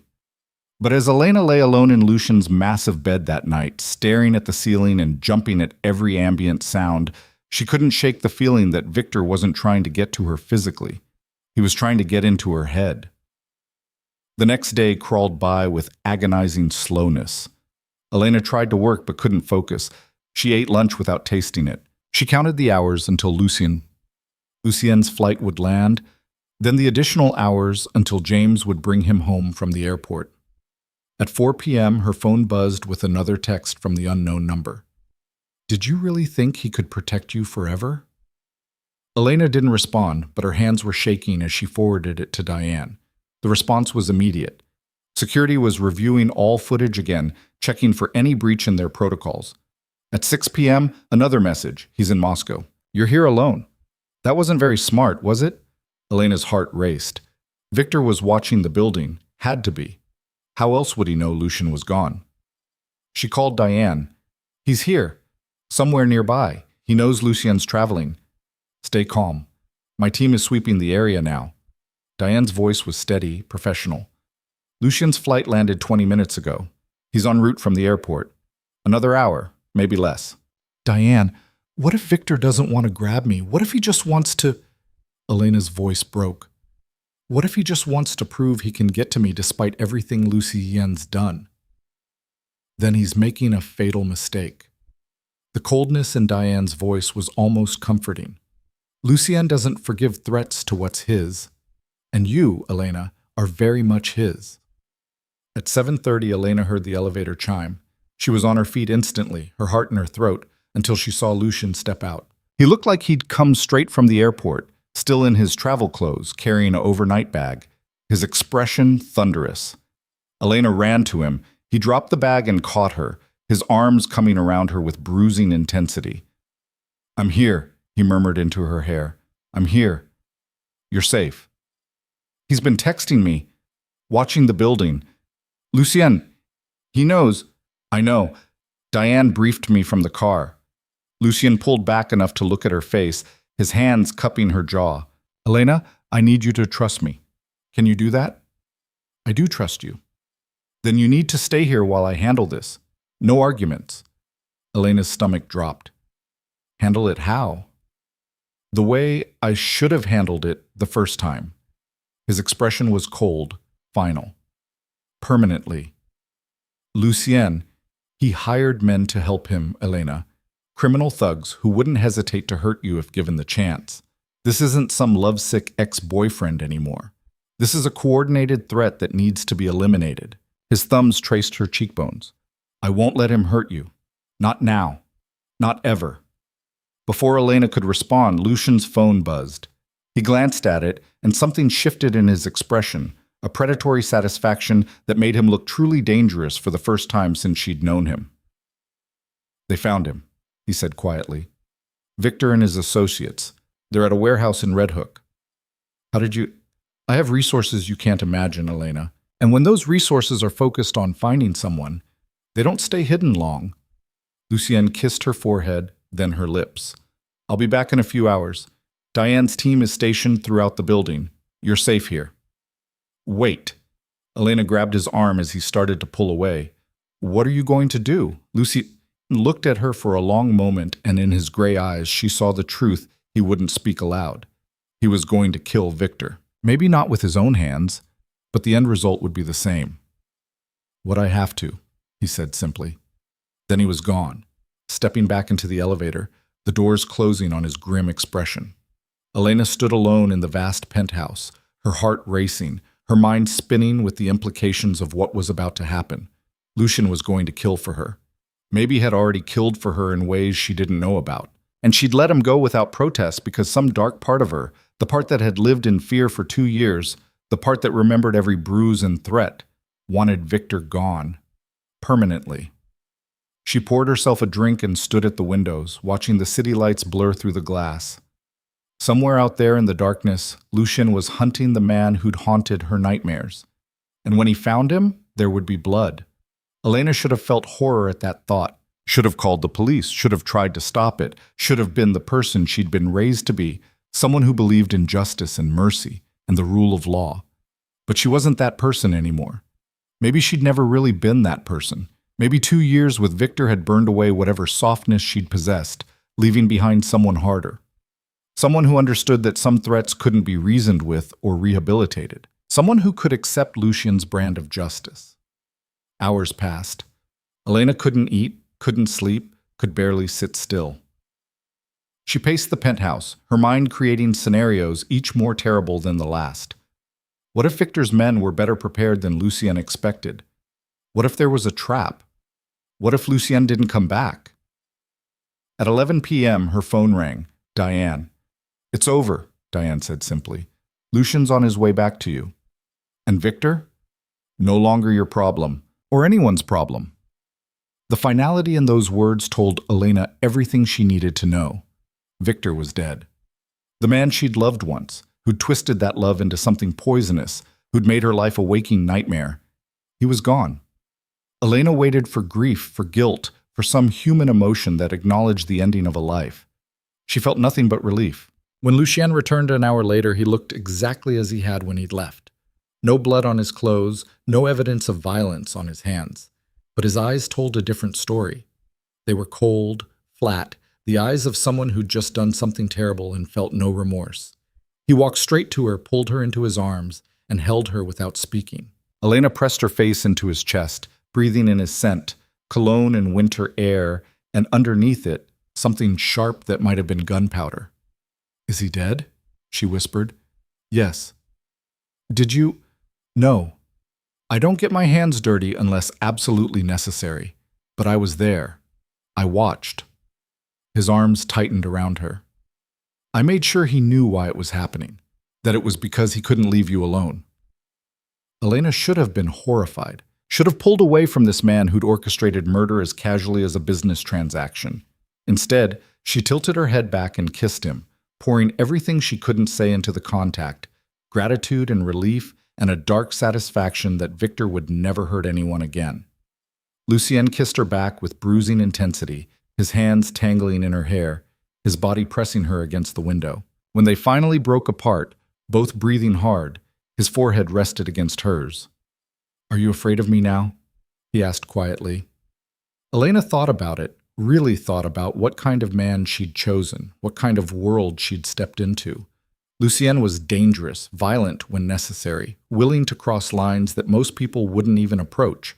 But he was also the first person in years who'd made her feel safe, who'd kept every promise he'd made, who'd given her back her life by taking someone else's. "No," she said, "I'm not afraid of you. I'm afraid of what it means that I'm not afraid of you." Lucien's expression softened. "It means you understand how the world really works, that sometimes the only way to stop a monster is to be a bigger monster." His hand cupped her face. "I don't apologize for what I am, Elena, or what I do. I'm not asking you to." "Good." He kissed her again, gentler this time. "Because I'd do it again. For you, I'd do worse." They made love that night with an urgency born of adrenaline and relief and the acknowledgement of what they'd become together. Afterward, lying tangled in sheets that smelled like him, Elena stared at the ceiling and waited for guilt to arrive. It never did. Instead, as she drifted towards sleep with Lucien's arm around her waist, she felt only the profound peace of knowing that the nightmare was finally over. Victor was dead. His associates had been dealt with. And she was safe in ways that went beyond physical protection. She was safe because she'd chosen a man who would burn the world down to keep her that way. Some people might call that love. Others might call it obsession or codependency or a dozen other clinical terms meant to pathologize what they couldn't understand. Elena didn't care what anyone called it. She just knew that when she woke up tomorrow, she wouldn't have to be afraid anymore. And that was worth everything. The next morning, Elena woke to find Lucien already awake, propped up on one elbow, watching her with an expression she couldn't quite read. "What?" she asked, her voice rough with sleep. "I was waiting to see if you'd regret it. Last night. Everything." Elena considered the question seriously. Did she regret that Victor was dead? That Lucien had orchestrated his execution? That she'd accepted it without protest? "No," she said finally. "I don't regret any of it." Something in Lucien's expression shifted. Relief, satisfaction, possessive pride.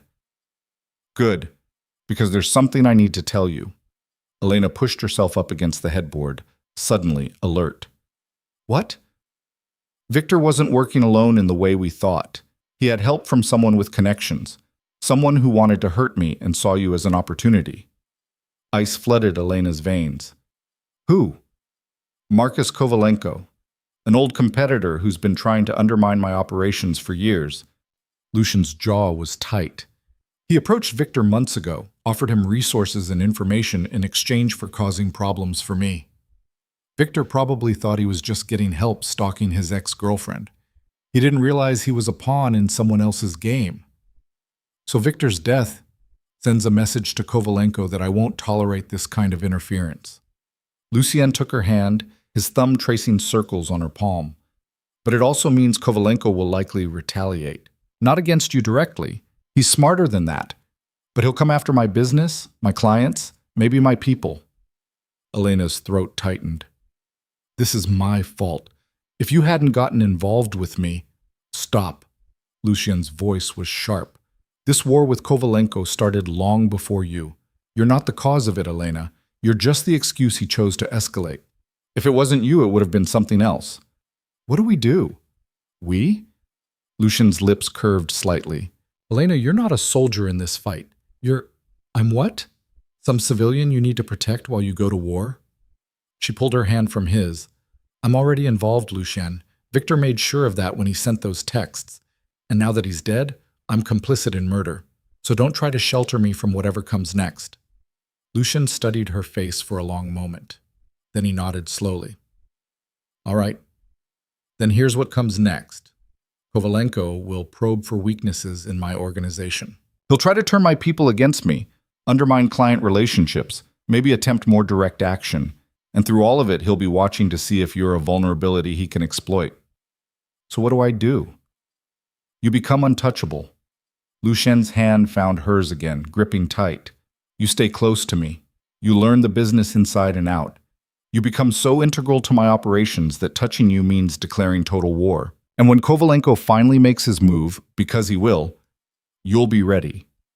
Elena met his gray eyes, saw the absolute certainty there, and felt something shift inside her. This was her life now. Not just working for Lucian or sleeping with him, but fully inhabiting his world with all its dangers and moral compromises. She could walk away. Even now, even after everything, she could choose to leave, go back to her old life, or start a new one somewhere far from Lucian and Kovalenko, and the gray areas where violence was just another tool. But she wouldn't. Because despite everything, or maybe because of everything, she'd never felt more alive than she did in this moment, holding hands with a dangerous man in the aftermath of justified murder, preparing for a war she hadn't chosen, but would fight anyway. Then make me ready, she said. Lucian's smile was sharp and satisfied. I already am. The weeks that followed Victor's death were a masterclass in what Lucian's world really demanded. Elena stopped being just his curator and became something else entirely. A fixture in meetings where men spoke in careful code about territories and influence. A presence at dinners where deals were sealed with handshakes that meant more than contracts. A woman who learned to read the room's temperature and adjust accordingly. Diane became her unexpected mentor, teaching her things that had nothing to do with art and everything to do with survival. Never show weakness, Diane said one afternoon as they reviewed security protocols in her office. These men, Lucien's competitors, his allies, even some of his clients, they're always watching for leverage. The moment they think you're frightened or uncertain, they'll exploit it. I'm not frightened, Elena said, and meant it. Good, because what's coming will test that. Diane pulled up a file on her computer, turning the screen so Elena could see. Marcus Kovalenko's face stared back at her. Sharp features, pale eyes, a smile that looked practiced rather than genuine. He's been quiet since Victor's death. Too quiet. That means he's planning something. Elena studied the photo, committing every detail to memory. This was the man who'd used Victor as a weapon against Lucian. The man who'd indirectly put her in danger. The man who might try again. What does he want? She asked. What all men like him want. Power, territory. Lucian controls most of the private security contracts in the Northeast. Kovalenko wants that market share. Diane closed the file. And he's not above using unconventional methods to get it. Like targeting me. Like targeting anyone Lucian cares about. Diane's expression was serious. Which is why you need to be more than just protected, Elena. You need to be capable of protecting yourself. That evening, Diane took her to a private shooting range in the basement of Lucien's building, a facility Elena hadn't known existed. Lucien was already there, along with two of his security specialists, working through drills with the kind of focused intensity that made it clear this wasn't recreational shooting. He looked up when they entered, his expression shifting from concentration to something warmer when he saw Elena. Diane's idea? He asked. Diane's insistence, Diane corrected. Elena should know how to handle herself if circumstances require it. Lucian studied Elena's face, searching for resistance. Are you comfortable with this? Elena thought about Victor's hands around her wrists, about the fear that had defined her life for so long, about the relief she'd felt when Lucian had eliminated that threat permanently. Yes, she said, teach me. Lucien was a patient instructor, his hands steady as he showed her how to hold the weapon, how to sight the target, how to control her breathing and squeeze rather than pull the trigger. The first shot made her flinch, the recoil stronger than she'd expected, but by the 10th, she was hitting the target more often than not. "Good," Lucian murmured, standing close behind her, his body a solid presence at her back. "You're a natural." I don't know if that's comforting or concerning. It's practical. He guided her hands, adjusting her grip fractionally. In my world, practical trumps everything else. Over the next 2 weeks, Elena's education continued. She learned hand-to-hand defense from one of Diane's specialists, a compact woman named Sarah who could take down men twice her size with brutal efficiency. She learned to recognize surveillance, to spot tails, to identify exits and plan escape routes without conscious thought. She also learned the deeper truths about Lucien's business. The security firm was legitimate, but it existed alongside other operations that operated in darker spaces. Asset recovery that sometimes involved theft, dispute resolution that occasionally required violence, protection services that blurred into enforcement. Lucien never hid it from her. One night, over dinner at the penthouse, he laid out his entire operation with the same clinical detachment he brought to everything. "I own 3 shipping companies that move legitimate cargo and occasionally facilitate transit for clients who need discretion," he said, refilling her wine glass. "I have partnerships with law enforcement in 6 cities, mutually beneficial arrangements where information flows both ways. And I employ approximately 50 people who handle situations that fall outside conventional legal frameworks." Elena absorbed this information, turning it over in her mind. "You're basically a private military contractor who specializes in corporate warfare." That's one way to phrase it. Lucian's lips curved slightly. "Though I prefer to think of myself as providing essential services in an imperfect world." "And Kovalenko?" "Wants to do the same thing, but lacks the infrastructure, the relationships, and the reputation I've spent 15 years building." Lucien's expression hardened. "So instead of competing legitimately, he's trying to undermine me. Victor was just his opening salvo. What's next? He'll try to turn one of my people, offer them money or threaten their family, or find whatever pressure point makes them vulnerable." Lucian set down his glass, his gray eyes meeting hers. "That's why I need you to be careful about who you trust, Elena. Even in my organization, there could be someone who's been compromised." The warning proved prescient 3 days later when Diane discovered discrepancies in their client database. Someone had been accessing sensitive files without authorization, downloading information about contracts and security protocols. The digital trail led to Marcus Chen, one of Lucien's junior analysts, a quiet man in his 30s who'd worked for the company for 2 years. Lucian's response was swift and decisive. Marcus was brought to the office after hours, when the building was empty except for Lucien's inner circle. Elena watched from the observation room as Lucian questioned him, his voice never rising above conversational volume, even as Marcus's denials became increasingly desperate. "Who approached you?" Lucian asked. "Kovalenko himself or one of his people?" "I don't know what you're talking about. Marcus." Lucian's tone didn't change, but something in it made Marcus flinch. "I have the access logs. I have the downloaded files. I have security footage of you meeting with one of Kovalenko's lieutenants at a coffee shop in Brooklyn. Lying to me wastes both our time." Marcus broke then, the story spilling out in a rush. Kovalenko's people had approached him 6 months ago. They knew about his gambling debts, about the money he owed to dangerous people. They'd offered to clear his debts in exchange for information. Just information, they'd said. Nothing that would hurt anyone. "How much did you give them?" Lucian asked. "Client lists. Security protocols for the high-value accounts. Some financial records." Marcus's voice was barely above a whisper. "I swear I didn't know they were going to use it to hurt anyone. I thought they just wanted market intelligence. You thought selling out your employer's confidential information was acceptable as long as no one got hurt?" Lucian's voice carried an edge now, sharp as broken glass. "Did it occur to you that those protocols protected people's lives? That those client lists included individuals with powerful enemies?"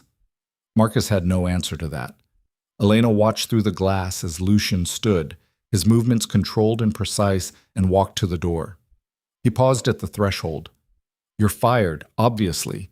You'll sign a comprehensive NDA, and you'll disappear from the city for at least 5 years. If Kovalenko or his people contact you again, you'll report it to Diane immediately." Lucian's gray eyes were cold. "Because if I find out you've shared one more piece of information, if you've had one more conversation with anyone connected to him, what happens next won't be a polite termination. Do we understand each other?" Marcus nodded frantically, and Lucien left him sitting alone in the interrogation room, his career and life in shambles. Elena met Lucien in the hallway. "That was merciful, more merciful than I expected. Marcus was weak, not malicious, and he gave us something valuable. Confirmation that Kovalenko is actively recruiting inside my organization." Lucien's jaw was tight. "Which means we need to accelerate our timeline." "Timeline for what?" "For ending this before more people get hurt." He took her hand, his grip warm and solid. "Come with me. There's something you need to see." He led her to a conference room where Diane and 3 other senior staff members were already assembled around a table covered in documents and photographs. Elena recognized some of the faces in the photos: Kovalenko's known associates, men with violent histories and expensive lawyers. "We've been building a case against Kovalenko for months," Lucien said, gesturing to the assembled evidence. "Financial crimes, racketeering, connections to at least 2 unsolved murders. Enough to put him away for 20 years if the right prosecutor saw it." "And will the right prosecutor see it?" Elena asked. "They will now. Marcus's cooperation gave us the final piece: documented proof of corporate espionage and witness intimidation." Lucien's expression was satisfied. "By this time next week, Kovalenko will be facing federal indictments." Diane spoke up. "But he won't go quietly. Men like him never do. Between now and when the indictments are unsealed, he's going to know something's wrong. He'll lash out." "At me," Lucien said flatly, "or more likely, at people connected to me who are easier targets." His eyes met Elena's, and she understood. She was the easier target, the vulnerability Kovalenko would exploit if given the chance. "So we draw him out," Elena heard herself say. "Make him come after me under controlled circumstances." The room went silent. Diane's expression was carefully neutral, but Elena could see calculation behind her eyes. The other staff members looked uncomfortable, unwilling to suggest using Elena as bait, but clearly seeing the logic in it. Lucien's face was unreadable. "No. Lucien, I said no." His voice carried absolute authority. "I won't use you as bait to catch him. That's not negotiable." "Then what's the alternative? We wait for him to make a move on his own terms? Hope he chooses a target we can protect?" Elena moved closer to him, lowering her voice. "You taught me to be practical. This is practical. This is dangerous.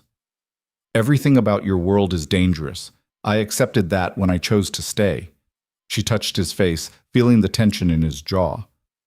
"I'm not the scared woman you met in that nightclub anymore, Lucien. And you made sure of that, so trust that I can handle this." The argument continued for another hour, Lucien's resistance gradually eroding under the combined logic of Elena's points and Diane's strategic planning. Finally, he agreed to a modified version. Elena would attend a charity gala where Kovalenko was known to operate, accompanied by a full security detail and wearing a tracking device that would allow Lucien's team to monitor her every movement. "At the first sign of trouble, you extract," Lucien said, his hands on her shoulders. "You don't play hero. You don't try to handle it yourself. You signal Diane's team and they pull you out. Understood?" "Understood." The gala was 2 nights away, held at a converted warehouse in Chelsea that had been transformed into a glittering space of art and excess. Elena spent the intervening time preparing, reviewing photos of Kovalenko and his known associates, memorizing emergency protocols, practicing the subtle signals that would bring Diane's team running. The night of the event, Margaret helped her into a dress that was both elegant and strategic, beautiful enough to fit the occasion, but cut in ways that allowed for movement if necessary. The tracking device was disguised as an expensive necklace, nearly invisible against her skin. Lucien looked like he wanted to call the whole thing off. He stood in the penthouse living room, devastating in his tuxedo, and watched Elena with an expression that was part pride, part anguish. "Last chance to change your mind," he said. "I'm not changing my mind." Elena crossed to him, adjusting his bow tie, even though it didn't need adjusting. We end this tonight. Together. Together. He caught her hands, holding them against his chest. Elena, if anything happens to you, nothing's going to happen to me. You've planned for every contingency. She stood on her toes to kiss him. I trust you. The gala was exactly as Elena had expected. Wealthy people in expensive clothes admiring art they didn't understand while drinking champagne and making connections that had nothing to do with culture. She moved through the crowd on Lucian's arm, hyper-aware of the security team positioned throughout the space. Diane was somewhere nearby, coordinating from a command center in the building's back offices. Kovalenko appeared an hour into the event, surrounded by his own entourage. Elena saw him across the room and felt her pulse spike. Up close, he looked even more dangerous than his photographs suggested. There was something predatory in the way he moved, in the way his pale eyes tracked everything. Those eyes found her and Lucien, and he smiled. Lucien, Kovalenko said, approaching with the confidence of someone who believed himself untouchable. I didn't expect to see you here. I thought you preferred to operate in the shadows. Marcus, Lucian's voice was cordial, giving nothing away. Funny, I could say the same about you. But I've always believed in the value of public engagement, building relationships, making connections. Kovalenko's gaze shifted to Elena, assessing. And who is this lovely companion? Elena Volkov, Lucian said, using a false last name they'd agreed upon. My curator. Curator? How domestic. Kovalenko's smile widened. And here I thought you'd never settle down with anyone, Lucian. You were always so committed to your work. I still am. Elena's both personal and professional. The conversation continued in that vein, surface pleasantries masking deeper threats, every word chosen carefully. Elena played her part perfectly, smiling at the right moments, asking intelligent questions about the artwork, giving no indication that she knew exactly who Kovalenko was or what he represented. They were examining a sculpture when Kovalenko made his move. It was subtle, a murmured invitation for Elena to see a particular piece on the second floor, away from the main crowd. Lucien's hand tightened fractionally on her lower back, a warning. I'd love to, Elena said smoothly, though I should probably visit the powder room first. Too much champagne. Of course. Kovalenko's expression didn't change, but Elena thought she saw calculation in his eyes. She made her way to the restroom with one of Diane's female operatives following at a discreet distance. Inside, she checked her phone, a text from Lucien with just 2 words. Be ready. Whatever was coming, it was coming soon. Elena emerged from the restroom to find one of Kovalenko's men waiting in the hallway. He was large, professional-looking, with the bearing of someone who'd done this kind of work before. Mr. Kovalenko would like a word, he said. Privately. I should get back to Lucien. It will only take a moment. He has information about your employer that you might find enlightening. Elena hesitated, playing the part of someone torn between curiosity and loyalty. Then she nodded. All right, but just for a moment. The man led her through a service corridor, away from the main event. Elena's heart raced, but she kept her expression neutral. Diane's team would be tracking her every movement. Lucien would know where she was. She just had to stay calm and wait for the right moment. The corridor opened into a loading area where Kovalenko waited with 2 more men. The space was private, isolated from the gala's noise and witnesses, perfect for a conversation that wasn't meant to be overheard, or for something worse. Elena, Kovalenko said, his voice friendly in a way that made her skin crawl. Thank you for agreeing to speak with me. I know Lucien probably warned you about me, painted me as some kind of villain. He mentioned you were competitors. Competitors, such a polite word for what we are.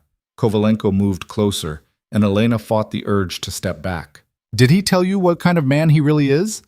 The things he's done to protect his territory? He's been honest with me about his business. Has he? Kovalenko's smile was sharp. Has he told you about the people who've disappeared because they threatened him? About the families he's destroyed? About the line between protection and extortion that he crosses every single day? Elena kept her voice steady. Why are you telling me this? Because you deserve to know who you're sleeping with, what you've gotten yourself into. Kovalenko's tone turned persuasive. You seem like an intelligent woman, Elena. Educated, cultured. You don't belong in Lucien's world. You're just another acquisition to him, another beautiful thing to add to his collection. You're wrong about that. Am I? Then why did he bring you here tonight? Why put you in my path unless he was using you for something? Kovalenko's eyes gleamed. He's using you as bait, Elena. You're the mouse he's dangling to catch me, and when I take that bait, when I make my move, he'll sacrifice you to take me down. For a moment, doubt flickered through Elena's mind. Was Lucien using her? Had this entire evening been orchestrated to put her in danger so Kovalenko would reveal himself? Then she remembered Lucien's resistance to this plan, his insistence on maximum security, the way he'd looked at her before they'd left the penthouse, like he was memorizing her face in case it was the last time. You're wrong, she said again more firmly. Lucien's never sacrificed anyone for his own gain, but you used Victor. You gave him resources to stalk me, knowing he was unstable, knowing he might hurt me. You used a dangerous man as a weapon and didn't care about the collateral damage. Kovalenko's expression hardened. So you know about that. Interesting. Did Lucien also tell you that I never intended for Victor to actually harm you? He was supposed to be a distraction, nothing more. But your boyfriend escalated things. He broke Victor's ribs, humiliated him, made him desperate. Everything that happened after that is on Lucien's hands. Victor was stalking me long before you got involved. You just gave him better tools to do it. Elena's voice was ice. And now he's dead, and you're trying to use his memory to manipulate me. It won't work. No? Kovalenko moved fast, his hand shooting out to grab her wrist, exactly like Victor used to, the same grip, the same pressure. Elena's training kicked in automatically. She twisted, broke his hold, and drove her heel into his instep hard enough to make him stumble back. His men moved forward, but before they could close the distance, the loading dock door exploded inward. Lucien's security team poured through, moving with military precision. Within seconds, Kovalenko's men were on the ground, restrained, and Lucien himself was there, his expression murderous. You shouldn't have touched her, Lucien said quietly. Kovalenko laughed, even though he was clearly in pain from Elena's strike. This is assault. I'll have you arrested. No, you won't. Diane appeared from the corridor, tablet in hand. Because in approximately 5 minutes, federal agents are going to serve you with multiple indictments: corporate espionage, racketeering, conspiracy to commit murder. You'll be lucky if you see daylight before your 70th birthday. The color drained from Kovalenko's face. You can't prove any of that. We can, actually. Your man Marcus was very cooperative once he understood the alternative. Lucien moved to Elena's side, his hand finding hers. You made a lot of mistakes, Marcus. But your biggest was thinking Elena was a weakness you could exploit. She's not weak. She's the strongest person I know. Sirens echoed from outside, federal agents arriving right on schedule. Diane's team efficiently transferred custody of Kovalenko and his men, the operation unfolding with the smoothness of something that had been planned down to the second. Through it all, Elena stood beside Lucien, her hand in his, watching as the threat that had loomed over them for weeks was finally neutralized. Not with violence this time, but with evidence and law and the connections Lucien had spent years cultivating. When the agents had gone and the loading dock was quiet again, Lucien turned to her. You were right, he said, about being strong enough for this. I'm sorry I doubted you. You were trying to protect me. I'll always try to protect you, but I also need to trust you to protect yourself. His hand cupped her face. You broke his hold perfectly. Sarah would be proud. Elena managed a shaky laugh. I was terrified. You were magnificent. He kissed her forehead, then her lips. And you were right about something else. We ended this together. They returned to the gala, where most of the attendees had no idea anything unusual had happened. Elena smiled and discussed art and played the part of Lucien's elegant curator, while her heart still raced from the confrontation. But she felt different now, stronger, more certain of her place in this world. Later that night, back at the penthouse, Elena stood at the windows overlooking the city while Lucien poured drinks. The lights spread out below them looked different somehow, less threatening and more full of possibility. Diane told me something today, Elena said as Lucien handed her a glass.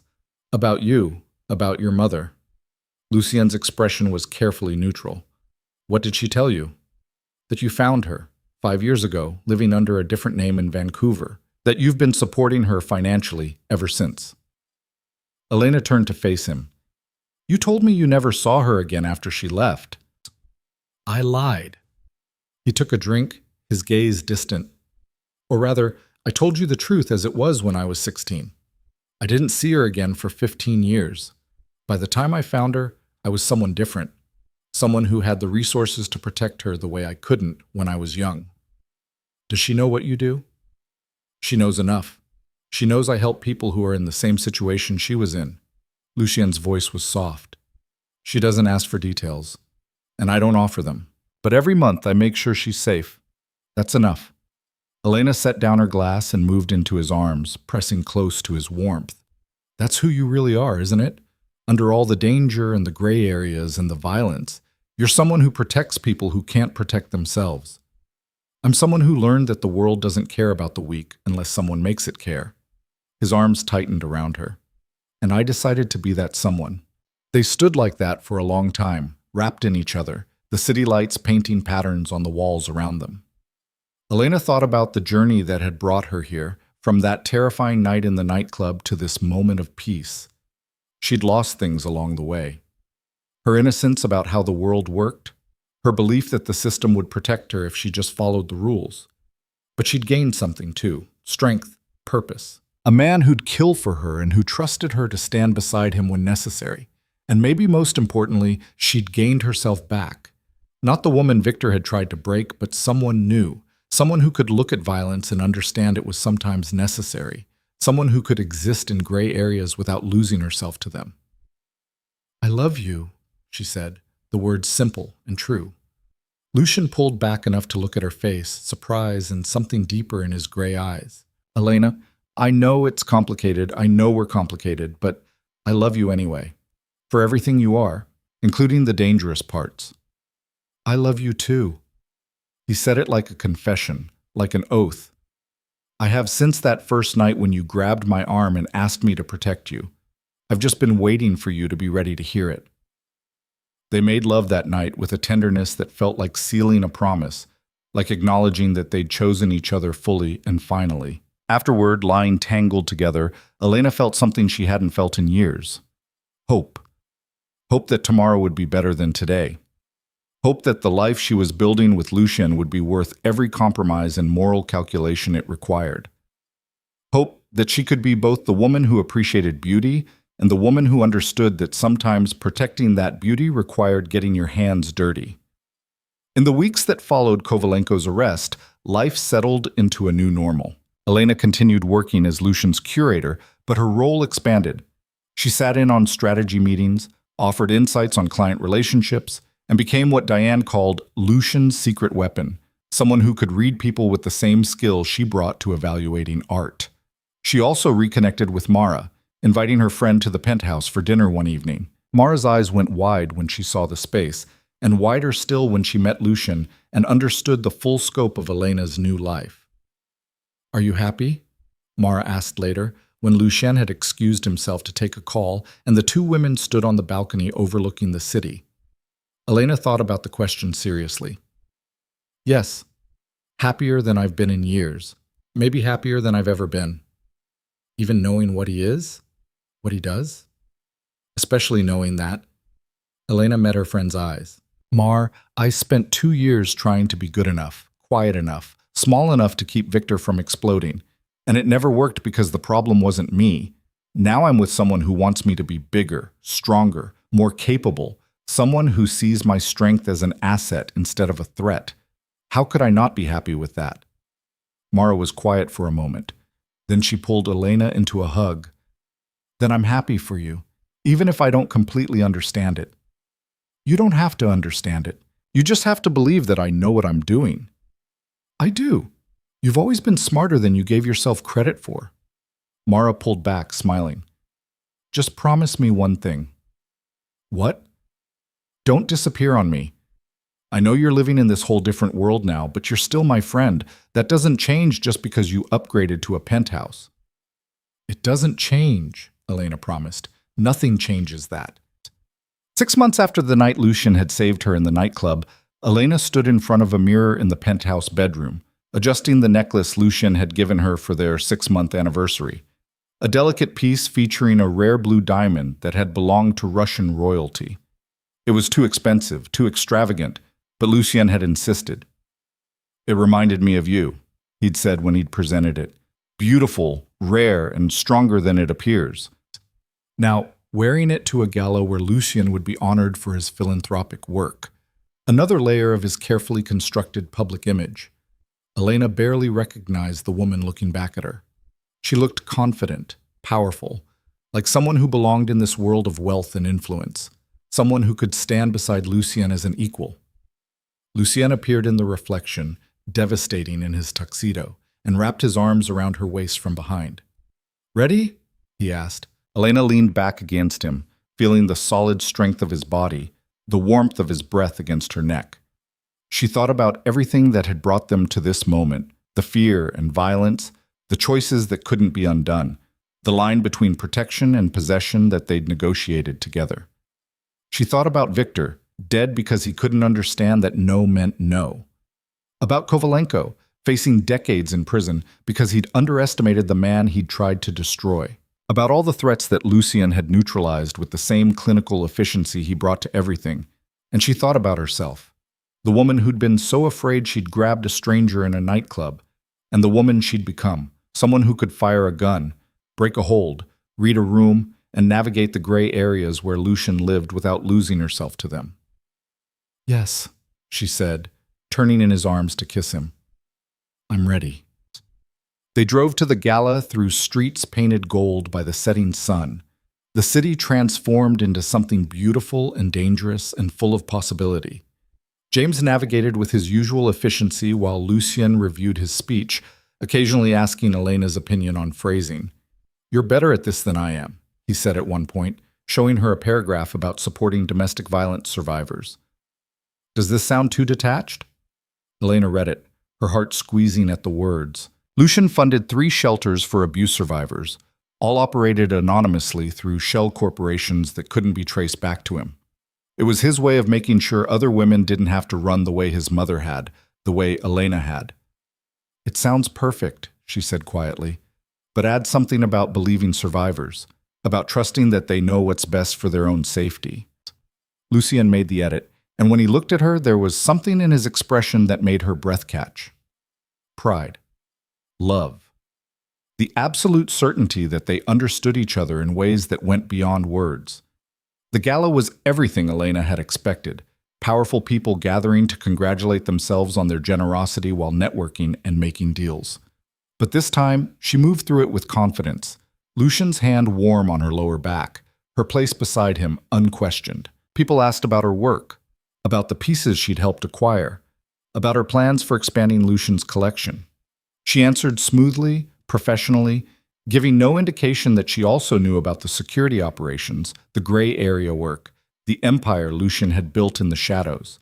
During Lucian's speech, Elena stood at the side of the stage, watching as he spoke about the importance of protecting the vulnerable, of standing up to those who abused their power. The irony wasn't lost on her, this man who'd broken ribs and orchestrated a killing speaking eloquently about justice and safety. But maybe that was the point. Maybe the only people who really understood what protection cost were those willing to pay that price. After the gala, instead of returning to the penthouse, Lucian directed James to drive them to Elena's old apartment building. She looked at him questioningly as they pulled up to the familiar facade. "Your lease ended last week," Lucian said. "I thought you might want to see it one more time before we let it go." They rode the elevator up to her floor, Elena's hand in Lucian's, memories flooding back with each passing level. The apartment was exactly as she'd left it months ago, sparse, impersonal, designed for a quick exit. It looked smaller than she remembered, sadder, like a life she'd outgrown. "I was so scared here," Elena said, walking through the empty rooms. "Every sound made me jump. Every knock at the door could have been him. And now? Now I barely remember what that fear felt like." She turned to face Lucian. "You gave me that. You gave me back my life. You gave yourself back your life. I just provided the tools." Lucian moved closer, his hands finding her waist. but I'm glad I could help. More than help. Elena kissed him, pouring everything she felt into the contact. When they finally broke apart, she said, "I don't need this place anymore. Let it go. I'm not coming back." "You're sure?" "I'm sure. My life isn't here anymore. It's with you, wherever that is." They locked the apartment for the last time and rode down in the elevator, leaving behind the woman Elena had been and fully embracing the woman she'd become. In the car, Lucian pulled her close, and Elena rested her head on his shoulder, watching the city slide past. "I have something to tell you," Lucian said quietly. "I've been waiting for the right moment." Elena's heart skipped. "What is it?" "I'm expanding operations, opening an office in London to handle European clients, and I want you to run the art acquisition side of it." His hand found hers, threading their fingers together. "It would mean spending significant time there, 3 or 4 months a year, building relationships with galleries and auction houses, establishing our presence in that market." "That's incredible." Elena sat up to look at him. "Lucien, that's a huge opportunity. It's also a huge commitment to the business and to this." He gestured between them. "To us. I wouldn't ask if I didn't believe we could build something permanent together." Elena's throat tightened with emotion. "Are you asking me to move to London with you?" "I'm asking if you want to build an empire with me. London, New York, wherever the work takes us. Partners in everything." His gray eyes held hers. Not just curator and client, not just employee and boss. Real partners. "Yes." The answer came without hesitation. Yes to all of it. Lucian's smile was brilliant, transforming his usually controlled face into something warm and open. He pulled her into his lap, kissing her with an intensity that made her forget they were in a car, that James was probably trying very hard to focus on driving. When they finally broke apart, both breathless, Lucian rested his forehead against hers. "I never thought I'd find this," he said quietly. "Someone who could see all of me, the good and the violent and everything in between, and choose to stay anyway." "I never thought I'd be strong enough to be with someone like you," Elena admitted. "But you made me strong. You made me see that surviving isn't enough. Sometimes you have to fight for the life you want." "And is this the life you want?" Elena looked around the car's interior. Expensive leather, tinted windows, a driver who knew better than to listen to their conversations. She thought about the penthouse waiting for them, about the work that would take them across the world, about the gray areas they'd navigate together. She thought about the woman she'd been 6 months ago, terrified and desperate, grabbing a stranger's arm in a nightclub and begging for protection. And she thought about the woman she was now, someone who could protect herself, who understood the cost of safety, who'd chosen to stand beside a dangerous man because he made her feel more alive than anyone else ever had. "Yes," she said, "this is exactly the life I want." They drove through the city as night fell completely, the lights transforming everything into a canvas of possibility. Elena knew there would be challenges ahead, new threats, moral compromises, moments when she'd have to choose between what was right and what was necessary. But she also knew she wouldn't face them alone. Lucien would be there, steady and dangerous and absolutely committed to protecting what was his. And she would be there beside him, no longer the victim who needed saving, but a woman who'd claimed her own power and chosen to use it. The car pulled up to Lucian's building. Their building now, Elena corrected herself. James opened the door, and Lucien helped her out, his hand warm and solid in hers.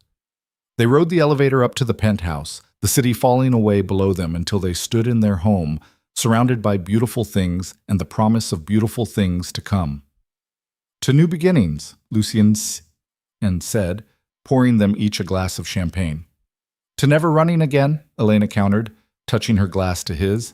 They drank and kissed, and eventually made their way to the bedroom where Elena had first surrendered to this new life. But there was no surrender now, only choice. Only the deliberate decision to embrace everything this world demanded and everything it offered in return. As Elena fell asleep that night in Lucian's arms, the city lights painting patterns on the ceiling above them, she felt something settle deep in her chest. Peace. Certainty. The absolute knowledge that she was exactly where she was meant to be. She'd come so far from that terrified woman in the nightclub. She'd survived Victor's obsession, Kovalenko's schemes, and her own doubts about whether she deserved the safety Lucien provided. And now, finally, she understood the truth. Safety wasn't something someone else gave you. It was something you claimed for yourself, defended with everything you had, and built alongside someone who understood that protecting what you loved sometimes meant getting your hands dirty. Elena had stopped running. She'd stopped being afraid. She'd stopped apologizing for taking up space in a world that wanted her small and silent. Instead, she'd learned to stand her ground, to fight when necessary, to exist in the gray areas without losing herself to them. And tomorrow, when the sun rose over a city painted in blood and loyalty, she would wake beside the man who'd helped her become this person. Not a victim, not a refugee from her own life, but a woman who'd chosen danger and love and power in equal measure and built something beautiful from the ashes of who she used to be. The story could have ended 1,000 different ways, with tragedy or triumph, with Elena running again or Lucian failing to protect her. But it ended here, in this moment, with two people who'd found each other in the darkness and chosen to build something that could withstand any threat. Together. Always together. And that was enough.